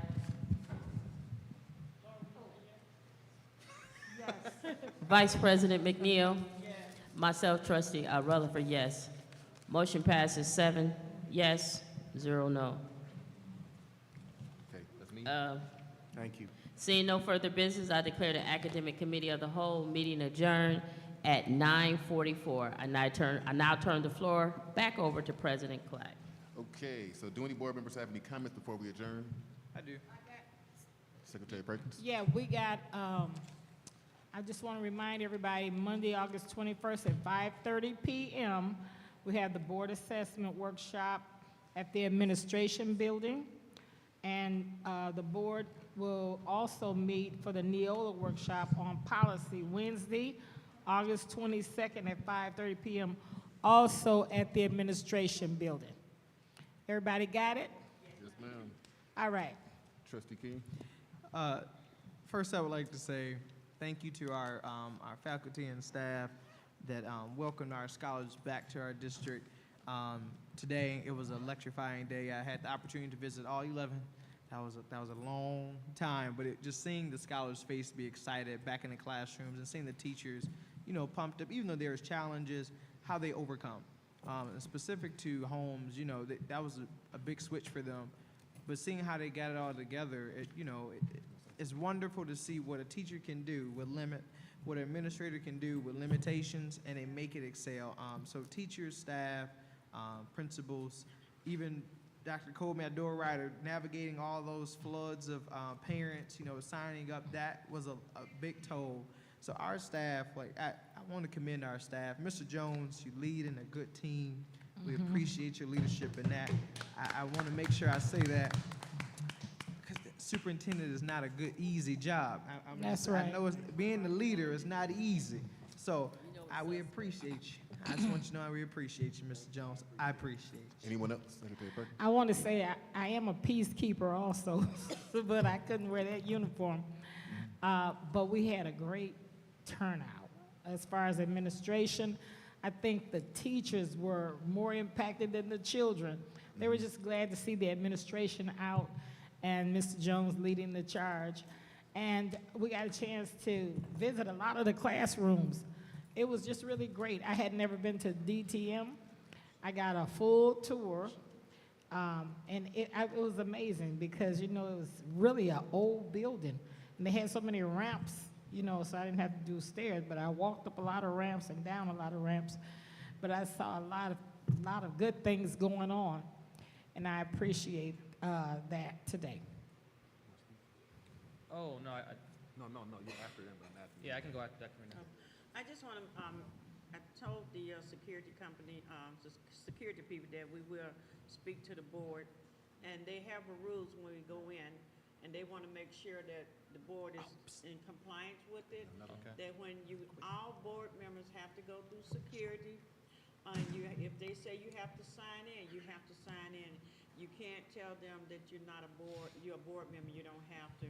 So I told them that we'll reiterate that all board members, even when administration, we have to sign in. That's kind of like a state. They need to know who we are and who's coming in.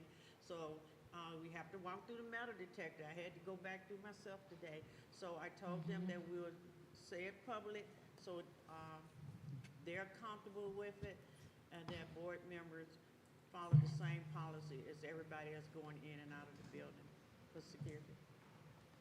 Okay, Treasurer Luna. Yeah, that'd be quick. I know it's getting late and I want to be out here by 10, if not 9:50. I hope we can maintain the momentum of making good decisions and collaborations. Things take a bit longer than I'd like them to, but that's okay. So thank you guys for working together on some important issues. Okay, all right. Trustee King and then Trustee. Can I point out the parking lots? Them parking lots are so smooth and beautiful. Oh, is there one more thing? Secretary, she did too. One, She's next. oh, okay. Go ahead. Yeah, I don't want to take long, but Superintendent Jones, Yes, ma'am. well done. Well done. First day of school. I hope you're feeling it. I hope you're feeling the excitement, the pride. I haven't felt this way about the board or the school district in a very, very long time. And I'm enthused. I'm hopeful. We've got a lot of work to do, but I can see it in your face. You look beat. I mean, not in a bad way, but I want you to take care of yourself, please, because we're going to do some great, wonderful things this year. And thank you to my board. I'm really hopeful, and this is the first. Thank you. Thank you, but you all are, when you give me accolades like that, I have to put it where it's supposed to be. I could not do this alone. The staff, the team that I have at the central office, and the principals are all leading that charge, and the teachers in the classroom, their smiles, like you stated today, all of the hard work that went into preparing through the summer, and really getting things done. You did it as well. You passed things that, you know, I mean, we all work together, so there is no I in team. So we're all doing it together, and I just want to thank you for the opportunity, and hopefully we can continue to cut some ribbons around here. I have a concern from a bus driver, actually. I went over to Brownell. The buses were pulling up, and they're complaining that the parents are not parking where they're supposed to park, and they're crossing in front of buses and everything. They need to. First day jitters. Some people are new, Okay. and bus drivers, they are talked to about those type of things and how to handle it. Again, we are the professionals, so we have to kind of put up with some things from our parents until they know, but we'll take care of it. Okay. And I would say, board members, you know, I know many times you get bombarded when you walk into buildings Right. with questions and things of that nature. I would ask that the question be, have you talked to Mr. Jones or your Right. principal? Because many times they're just talking and they haven't really come to the folks that they need to get things done, right? There was a couple times today, some of you told me some things no one ever told us. I heard some things tonight. I didn't hear that. I need people to come to us. Well, I sent the and follow lady to that you process. about that about the walkway, remember? Yep, understood. All taken care of. But we will deal with that. Thank you. Okay. All right, I'll wrap up. I'd like to say, shout out to Mr. Jones, the administration, I want to speak into the microphone, the administration, to all the board members. I was very excited. I think I was more excited than the students were. I didn't get any sleep last night. I woke up at 4 o'clock in the morning and was ironing my clothes like I was ready. But no, on the real, like seriously though, I think my true intention was to go to every school like Trustee King did, but I think that's his youthful zest that's able to, to do that. I went to 2 schools and went home and took a nap. So I just want to say how proud I am of the district, of Mr. Jones and the administration, the board. Shout out to the peacekeepers, all the pastors that were there, the Corvette Club, the old school, I forgot the name. I said, is it Trendsetters? Peacekeepers. No, the Trendsetter Corvette, no, the Peacekeeper. I think it was Trendsetters, the Corvette Club, or the car club. All the principals, all the students, all the parents, and if I forgot anybody, I'm sorry, don't hold it to my spirit. Okay, Mott. Oh, and Mott's board members. If I forgot anybody, please don't hold it to my spirit. I just, it's tired. I'm tired. It's late. We tired. So with that being said, the Board of Education will hold its regular board meeting on Wednesday, August 16th, 2023 at 6:30 p.m. here at ALA. Seeing no further business, I declare this committee of the whole board meeting adjourned at 9:53 p.m. Good night.